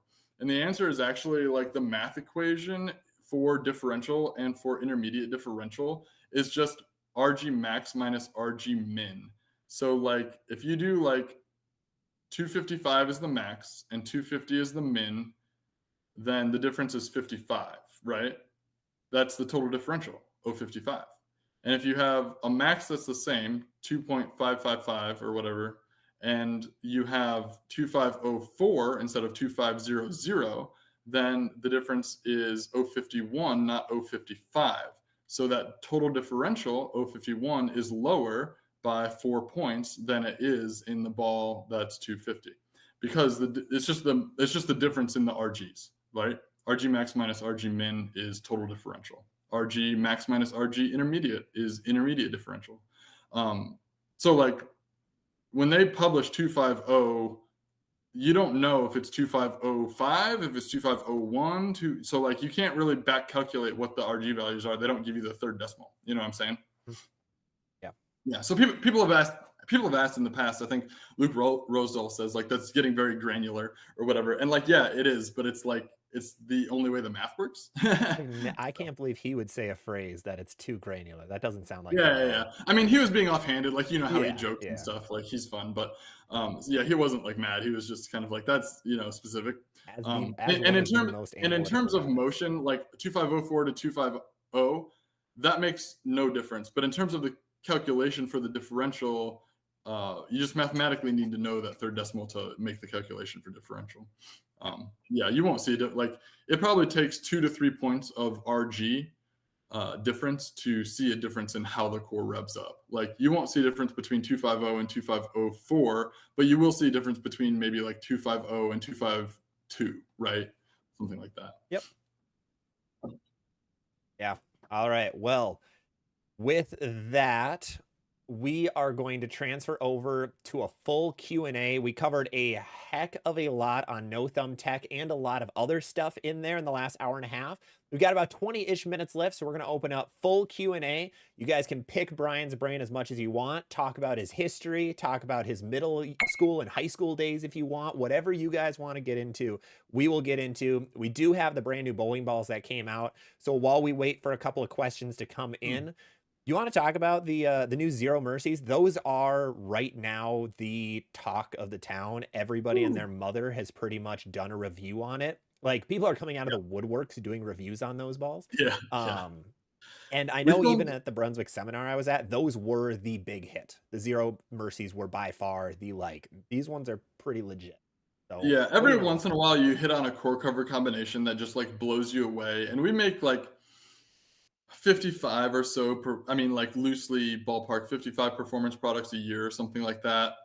That's not including like the T-zones or like the rhinos or anything like light, but just like truly performance balls. And Zero Mercy is the strongest ball that we have produced in any of our brands like to date. I don't know what the future looks like, but I do know that as of right now, this is like the strongest ball. It might have been Max Effect, but Max Effect was actually a little clean and it was like quick and a little forward. Zero Mercy just seems like it hooks the entire lane. Like it starts early. And typically when you see a ball that starts that early, it just bleeds a little bit of energy in the mid lane and it gets a little forward or a little slow down lane. It can be a little lacking in power at the back of the lane. And so this core cover pairing was just kind of eye opening because it's one of the first times that we've done like a medium high RG core of this nature in uh, such a strong cover. So this is easily our strongest cover. It combines chrome additive, which is new, with the other additives that we've been using in the HK22 base. So we've got a strong cover and we've got a uniquely high RG that helps it kick a little more down lane because it's not revving right at your toes, right? The cover's digging in early, but the higher RG is helping it down the lane before it kicks. This is a super offset core, and I happen to bring it. Um, this is basically a amped up, souped up version of the 3D offset core that you've seen over the last couple of years. Of course, the original 3Ds were Mo Pinel designs in the 90s, but we brought back that 3D offset core shape from 2021 to 2023 or something like that. So they've been in the Assault, the Attack, the original 3D offset that was like the pink fuchsia color.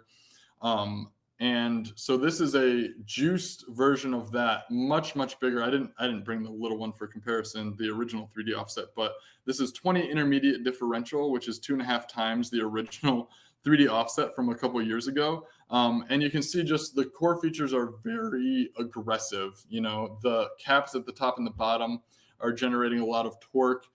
This front offset piece, more of a band and less of an offset body like the original one.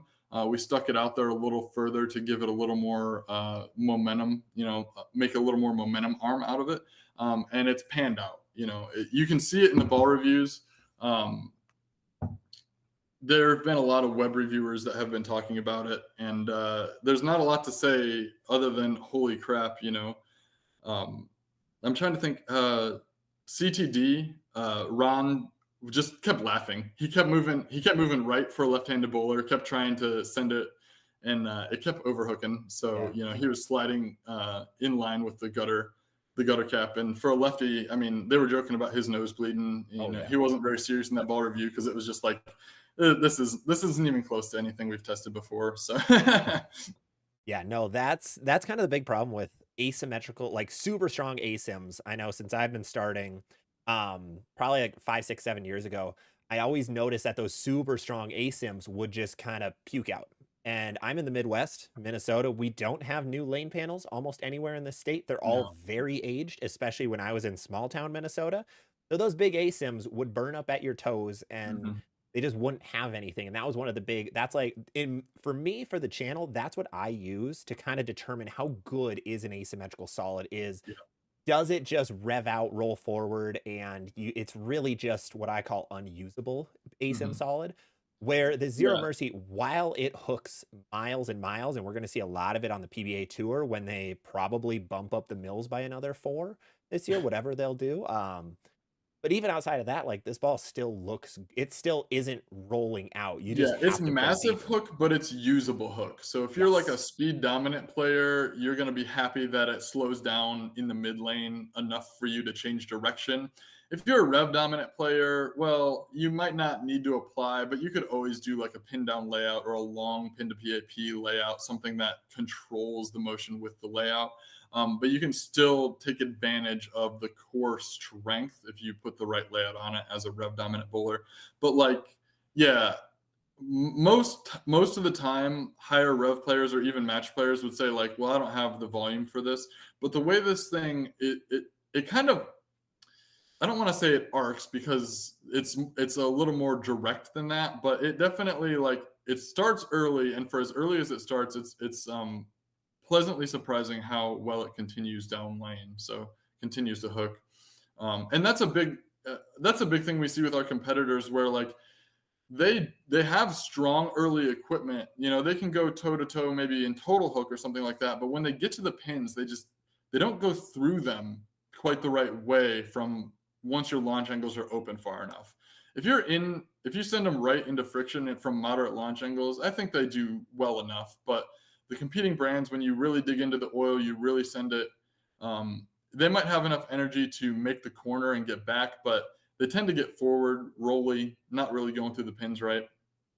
This Zero Mercy, it will still go toward the 8-pin for a right-handed bowler, um, even though you have wide open launch angles, which is rare for a strong asym. Yeah, and then of course there's the Pearl option. I think there's a big gap between these two. I'll try to wrap up talking about this because we keep saying, oh, we'll do Q&A, and then we never get Our there, but we need to get there. So We are I'll just both try to really good quickly at go just through going this real on and quick. on about a I topic. do That's think fair. there's a big gap between the solid and the Pearl. Like it's the same cover base, obviously the only difference changing from a solid to a Pearl, and of course a big change in the surface. Like the solid is crazy aggressive, like 1500 or something, and then the Pearl is compounded. So big change in length, but like even comparatively, when you think of like a solid and a Pearl that having a gap, I think there's a bigger gap than usual to this one. And that was a little bit by design because the Hammer lineup already has some of those bigger balls, like Max Effect is a perfect example, kind of hanging around in their lineup. And you don't want to step on the toes of like the other balls in the lineup. So this one kind of nested nicely. The effect, as good of a ball and as many people have it, is not as sharp as this ball, but it's also a little more secure in the mid lane. The special effect was a little rounder, so I think similar length, but just a rounder, more sweeping motion. So this one is sharper than both of those balls. I would say similar length to a special effect, cleaner than the original effect, and it fits. The Pearl fits a good bit below the maximum effect. The maximum effect will go right between them. The maximum effect, of course, will nest a little closer to the solid, but the No Mercy solid, excuse me, the Zero Mercy solid. I know everyone's going to do that. I'm already doing I've it. done it already. The Yeah. Zero Mercy solid, yeah, it is its own beast. It's a rounder, more continuous shape. It's not quite the mid lane hook set that the Max Effect is, or that most of the big standard asymmetrical balls are. It has a more rounded, more continuous, more sweeping look to it, and that does help the continuation. So yeah, Yeah. a lot of words. I hope that spells it out for anyone Oh, who's interested. it does. That's one of the big things is with all these reviews I've seen, unfortunately, I'm very focused on comparisons. It's always good to compare with something that's already out, know what Mm-hmm. to expect. So knowing the Zero Mercy solids is above the maximum effect, knowing that the Pearl version is below a regular effect is really good to know. So that's really good information for anybody looking to buy it. Yeah. So if you have a maximum effect, do you need a Zero Mercy solid? Depends on what kind of bowler you are. You might do Mhm. better with the Zero Mercy Pearl though to go as a step down from that max effect. Yeah, and like certainly the motion shape between the two cores is different too, right? Like I do think that effect, as eye popping as it was, it tends to have some of that asymmetric characteristic where it does get like heavy rolling forward through the pins. Not a bad thing because it still goes through the pins well, but I don't see this one being as forward. So the Pearl, even though yeah, it's a little step down, but it is quite continuous on the back of the lane. So the actual motion shape is a little different. It's not just the total hook. I was just pulling up the core numbers. Yeah, because the effect has a way lower RG. Oh, Two, yeah, 247 versus 2524. yeah. The combination of Chrome and oh my gosh, Cohesion. Sorry, I blanked for a second. Cohesion has been the strongest combination for us. So we were able to pair like we would never be able to make a higher RG, and I'm saying higher, but relative to a strong asymmetrical ball, right? Like 252, whatever. We would never make core in this RG range hook this much with our previous combination of additives. But now the C squared, which is Cohesion and Chrome, it opens up the ability to use slightly higher RG cores because the cover is doing so much work. The cover is so early that you can actually let the core rev later. And when the core revs later, it tends to back end better. I mean, it's a simple equation and it works really well. But the key is you have to have an incredibly strong additive package to make that work, or else the ball's just not strong enough. And obviously, we hit on it, like the Go Chem team, because holy crap. Yeah, no, that's that leads into a really good question. I believe it was Ken who said it. It was basically how much of a do do you have a decision or any idea on the cover stocks? Because you are a core designer, you are the creator of all of your babies. What's your involvement in the cover tech?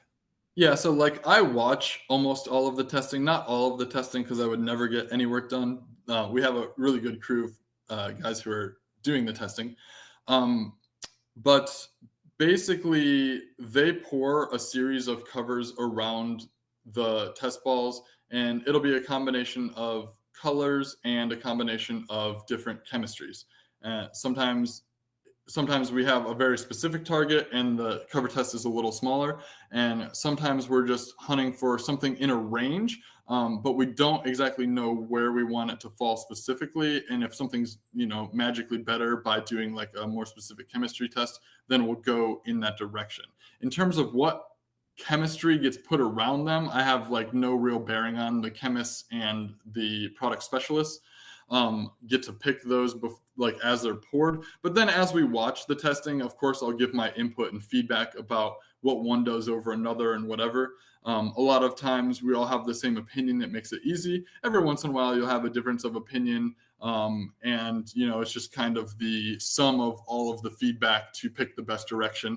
And you don't always get what you want, but for the most part, we're all pretty close to on the same page about what the ball motion is. So I feel like regardless, my feedback is heard regardless if it's the total final answer. Like I trust my guys to like make a good product, and they have been time over time. You know what I mean? So Yeah. yeah, I don't pick the chemistry, but I do have some say in the ball motion or like the surface finish or whatever. So yeah. Perfect. Yeah. And are you saying that the color matters and you guys purposefully pick some colors? Is that what I Well, heard there? so what typically, especially like in a multicolor ball, we'll ultimately pick like more colors than end up in the ball, like 5, 6, whatever the number is. We'll pick X number of colors, so that you can mix and match them. Like only 3 colors are going in the ball, maybe you pick 5, 6 colors and like you mix and match them to see what looks most appealing. Because like this is also a marketing product, like it has to look good on the shelf. The marketing team wants to approve it, that kind of thing. Sometimes you'll pick colors that you think work really well together from a visual standpoint, and then you get them and you're like, what have we done? And sometimes you take a stab at something you think might be really ugly and it ends up being really cool. So there are always more colors in the tests than we end up producing. But yes, the color can affect the performance. Feedback from like Rich and some of the old EBI guys is that our chem system at Brunswick is a little less affected than at Ebonite. Apparently, there was occasionally a pretty monstrous gap in performance based on the color alone, with all else being equal. It sounds like in our system, it's a little less that, but you can notice, say you pour a couple of different single color solid balls, you've got a darker color, a lighter color, whatever, you can notice that the performance is different, but everyone wants to put it in a box and say like, oh, the white pigment is always earlier and weaker down lane, and the black pigment is always strong and sharp down lane. And that is not how the chem system works, because the colorant is just one additive in any number of additives, anywhere between, I don't know, 3 and 7 additives inside the base chemistry. So there are too many factors at play, and the results are too inconsistent, because sometimes white pigment with a different additive package will be the ball that's rolling the best, and the dark one doesn't roll as good. So it's a long way of saying, yes, color matters, but you can't define it like the white ball is always the worst and the black ball is always the best, or however you want to say. Like, the differences with the other additives and the interaction of the chemistry and the way that all the things blend and work together as one final system is a very complex beast, and colorant is a small percentage of the total result. Yeah, that's absolutely perfect. That's one of the biggest things. I see a lot of really high level bowlers actually mix that up a lot of the time. So that's awesome Yeah, to know. and people will be so set in their ways about that type of thing. For And bowling. there are pro bowlers that have used the same layout for 35 years, and they won't vary from their one, 2, 3 layouts that they use, but their specs have completely changed, and the way they throw it and their speed and everything is different. But bowlers are hard headed at times about certain things. And I read in the chat, I forget what ball it was for. It was a YouTube review. Someone immediately discounted the criterion inverse because, and I quote, green balls never roll good. But like I can think of like 3 green balls that sold amazingly well off the top of my head, like over the course of like a couple decades of bowling. So like I don't know where you're getting that. Yeah, I don't Never green. heard I don't that. know. Huh. Hey, I have no idea. It was just a random comment I No, saw, it but fits. it's just funny. Like Yeah. bowlers will get stuck in like their way of thinking, and you have to be a little more flexible than that. That's kind of the idea with a lot of, I've seen a lot lately of like I've seen it with all three major brands of like, this brand cracks too much, so I don't throw them anymore. And I've seen an equal amount for all of them. It's like, well, okay, did you put it in your car when it was 20 degrees below zero outside and then bring it inside and then it cracked on you? I mean, there's More often than there's a not, lot. yeah, there is a lot of temperature fluctuation issues with bowling ball cracking, and more often than not, it's a lack of bevel issue. It's a little bit harder with interchangeables because you can't really bevel the interface with the like interchangeable sleeve, regardless of what system it is. But with fingers, like there's always too little bevel, and that'll be a stress concentrator where the sharp edge meet the corner of the drilled hole. So like I don't want to say like 9 times out of 10, but whatever the statistic is, a very high chance that the crack initiated from a sharp edge of the drilled ball.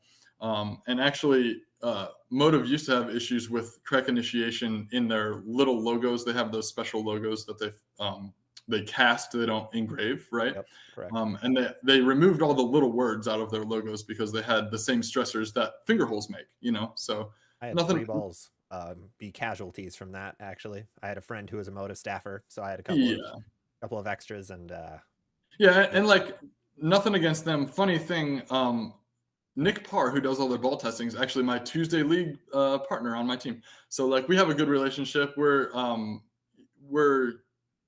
frenemies. You know what I mean? Like we we we don't have we. He's a really cool dude. We don't have any issues with each other, and there's nothing but respect for each other's companies. So like there's nothing. So I'm not dogging Motive. I was just saying like as an example of a stress concentrator. No, you're right. Yeah, That was one issue. So that like was something. it's rare.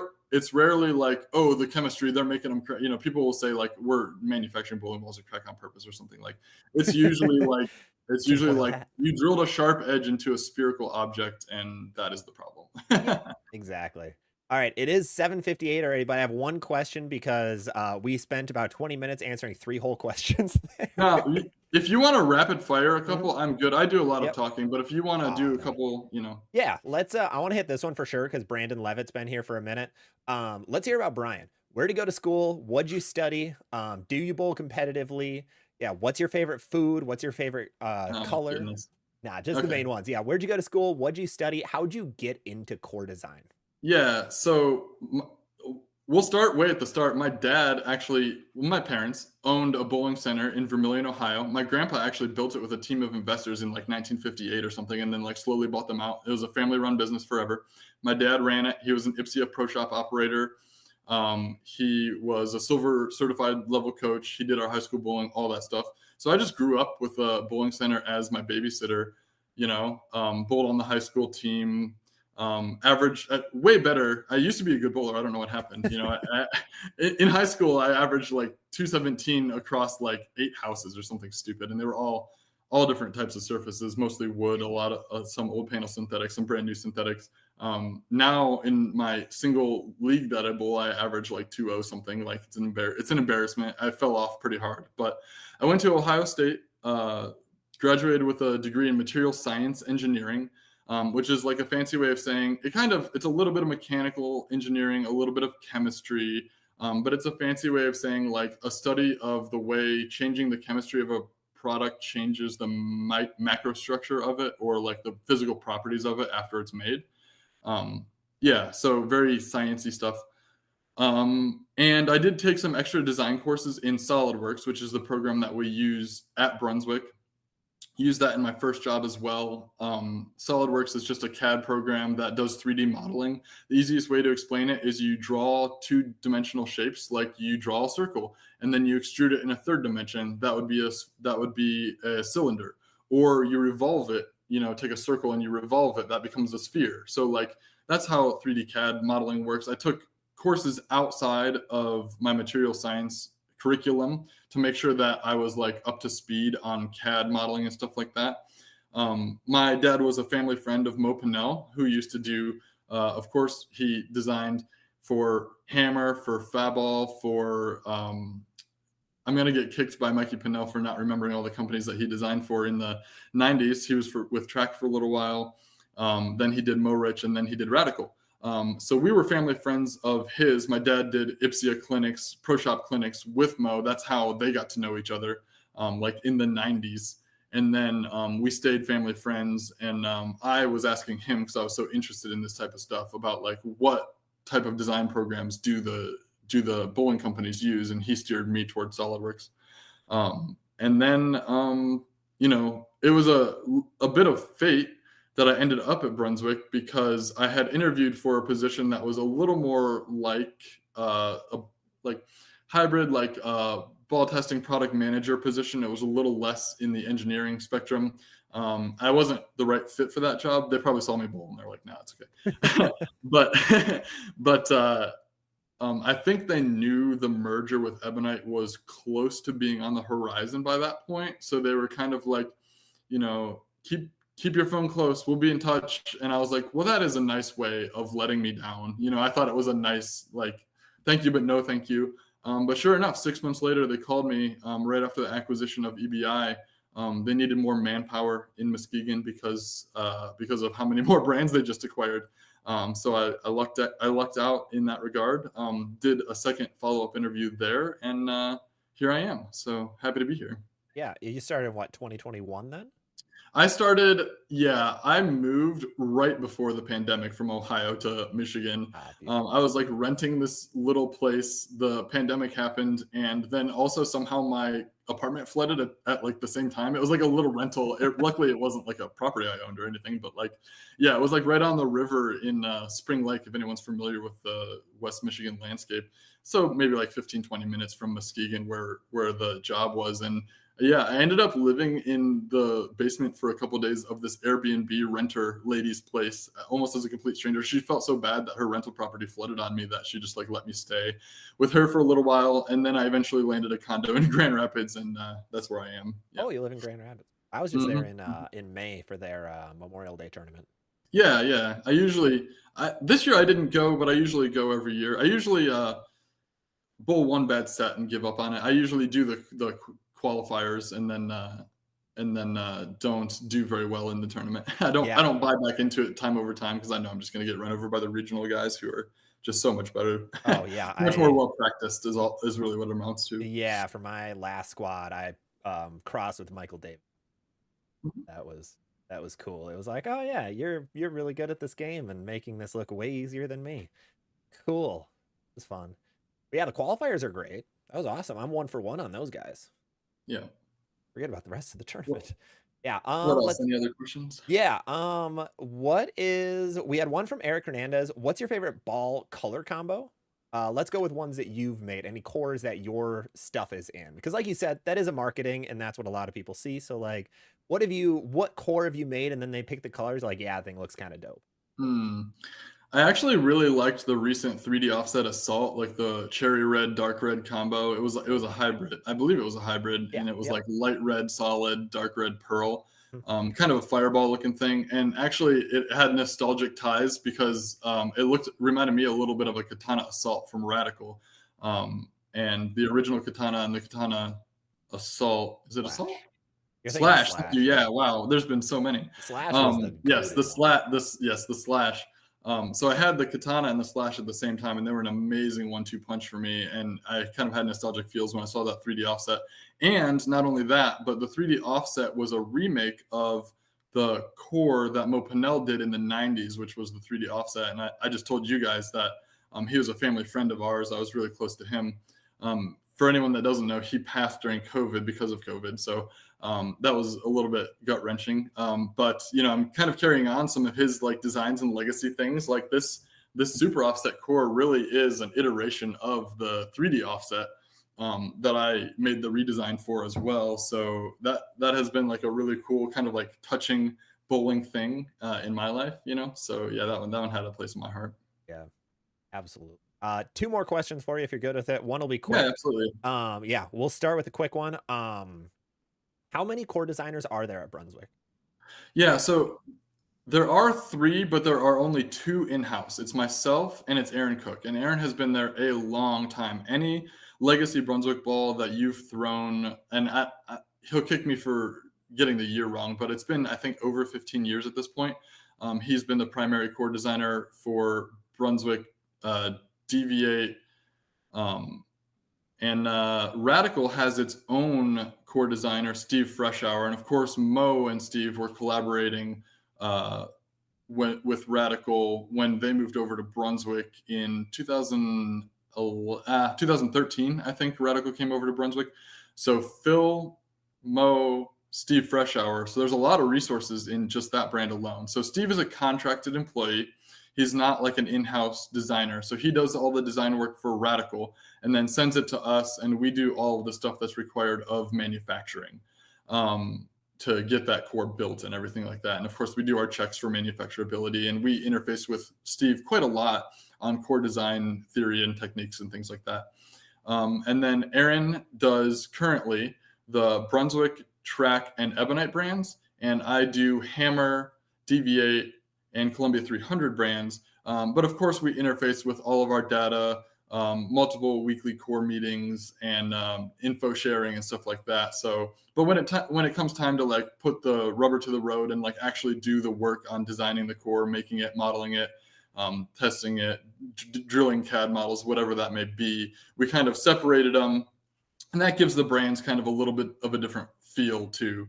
And I like the brands that I'm designing for because Hammer, when you think of like design premise, Hammer has to be an everything for everyone type brand. It has to be big, bold, strong, aggressive, but it also has to be motion shapes that are great for the masses. Deviate, we veered really strongly into the no thumb stuff. So it's a completely different design premise, a completely different way of thinking about the shape and the size of the core.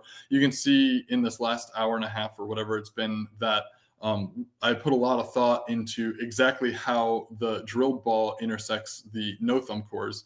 So a really different design premise than Hammer.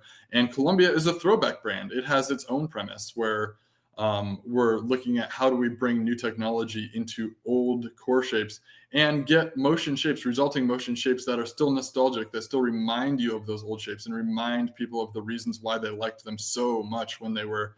Columbia was a really dominant brand in the 90s. You don't hear as much about them anymore, but we want to bring not just like the look back, but also the motion shape back. So a lot of variety in those three brands. So the design work for each of them is different, you know? Yeah. Mike Mitchell from chat also just said, wanted you to know that he loves his Ricochet return. I know Brian. Yeah, so the Ricochet, about that previously. the original Ricochet with the black sparkle pearl from last year was my favorite symmetrical ball last year.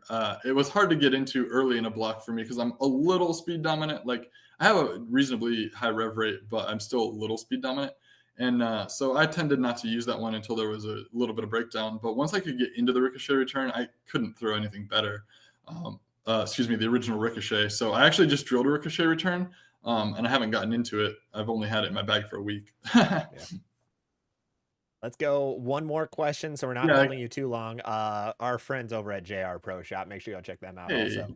A little bit off topic, not anymore, but what are some balls designed with aging lane, or are some balls designed with aging lane panels in mind? There's so many older Anvil lane and HPL lanes out there.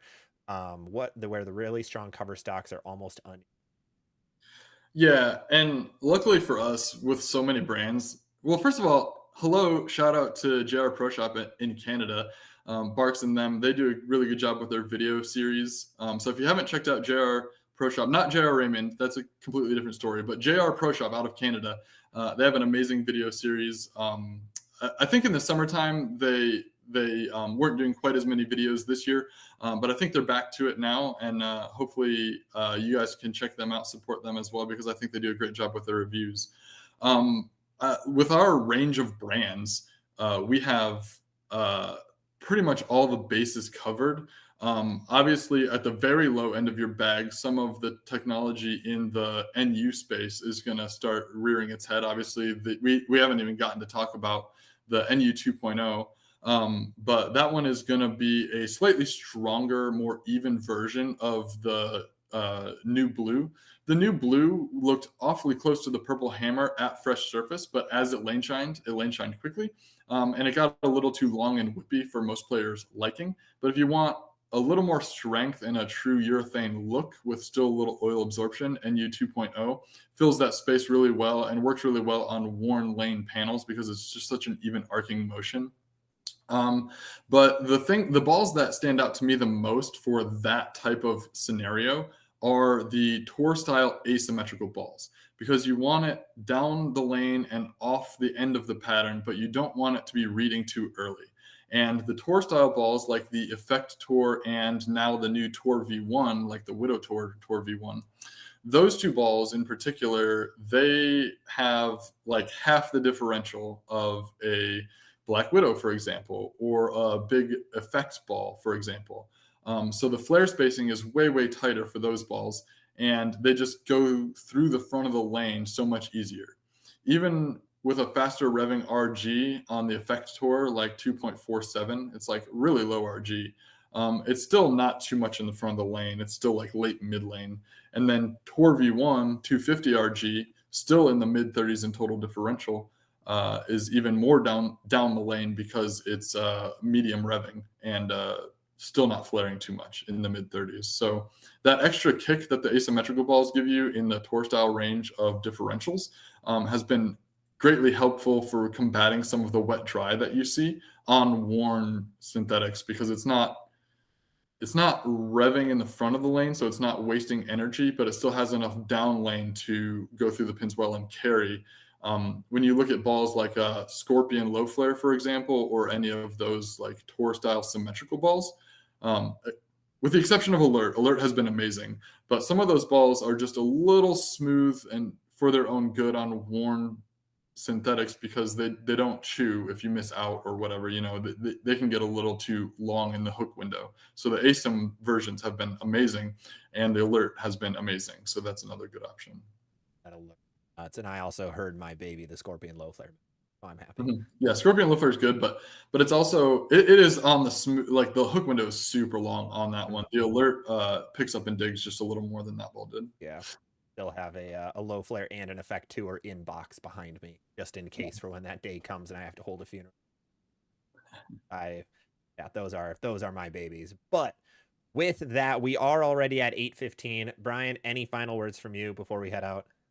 Yeah, first of all, I'm sorry I talked so long. Like we definitely could have done way more Q&A, but I hope you guys learned something. Like I know not all of you are no thumb bowlers, but hopefully it puts into perspective like the amount of time, effort, thought that we're putting into these core designs. We're not just like throwing a shape out there and like, oh, look at this new latest greatest thing. Like we're really putting time and effort into like the design, the language, and the post-drilled numbers and all that kind of stuff. That goes for all my brands that I design. It's not just the Deviate brand, but even if you don't relate necessarily to the no thumb stuff, like I hope you can appreciate on a certain level, like not only the level of work that we do, but the amount of thought that you as a bowler can put into how your stuff is laid out as well. I mean, obviously a big component of bowling is the physical game, but if you're a great bowler or just a good shot maker or a natural athlete and you don't really understand layouts or core dynamics or any of that stuff, there's a lot of fun resources on YouTube, on TikTok, on Discord, whatever the 10 streaming services we're on right now, for you to like learn and build a community of bowlers, and there is a lot of information that I disagree with on the internet, but I will always be here as a resource for you on YouTube and Facebook, Bowling BUCKOSH, and Zach has done a good job at fielding questions for the masses. So yeah, we're here to help you learn, and we're here to help you make good buying decisions. Like I said in the beginning, like bowling balls, they're becoming more expensive. There's no two ways around that. But if you make a confident buying decision, then you'll enjoy it that much more. So I just try to give you guys resources to make those right buying decisions. Absolutely. Perfect way to put it. Yeah. And FYI for everybody, this entire video is going to be on YouTube. It is under our live section. So if you're on one of our 19 other platforms, or if you're even on YouTube right now and you want to go back and kind of digest it a little bit more, rewatch some of it, I highly, highly recommend rewatching some of this because there was some incredible stuff at the beginning. There's incredible visuals from the presentation and all that. I'd recommend rewatching it. It's going to be saved on YouTube forever, so do not worry about having to do any weird recording or anything. This is going to be on the internet for a long time. But I want to give the biggest thank you to Brian for hopping on today. This was awesome to be able to hear about all of the no thumb tech and getting a super deep look onto that, along with a lot about the new bowling balls, especially the balls of the hour of the Zero Mercies that everybody's adoring right now. So with that, make sure to go subscribe to him over on YouTube. He runs an awesome channel. But that is it for tonight. We'll be back again next Wednesday, 6 p.m. Central Time. We'll see what next week has in store for us. Will there be new bowling news? Who knows? Bowlers Network does go live on Friday. Maybe we'll talk about that a little bit. Otherwise, there's always so much more to cover. Make sure to like and subscribe before you head out today. I want to thank you guys all so much for hanging in. We'll be ending all the streams at the same time if I can click really quickly. But we will see you guys on the next one. Bye-bye.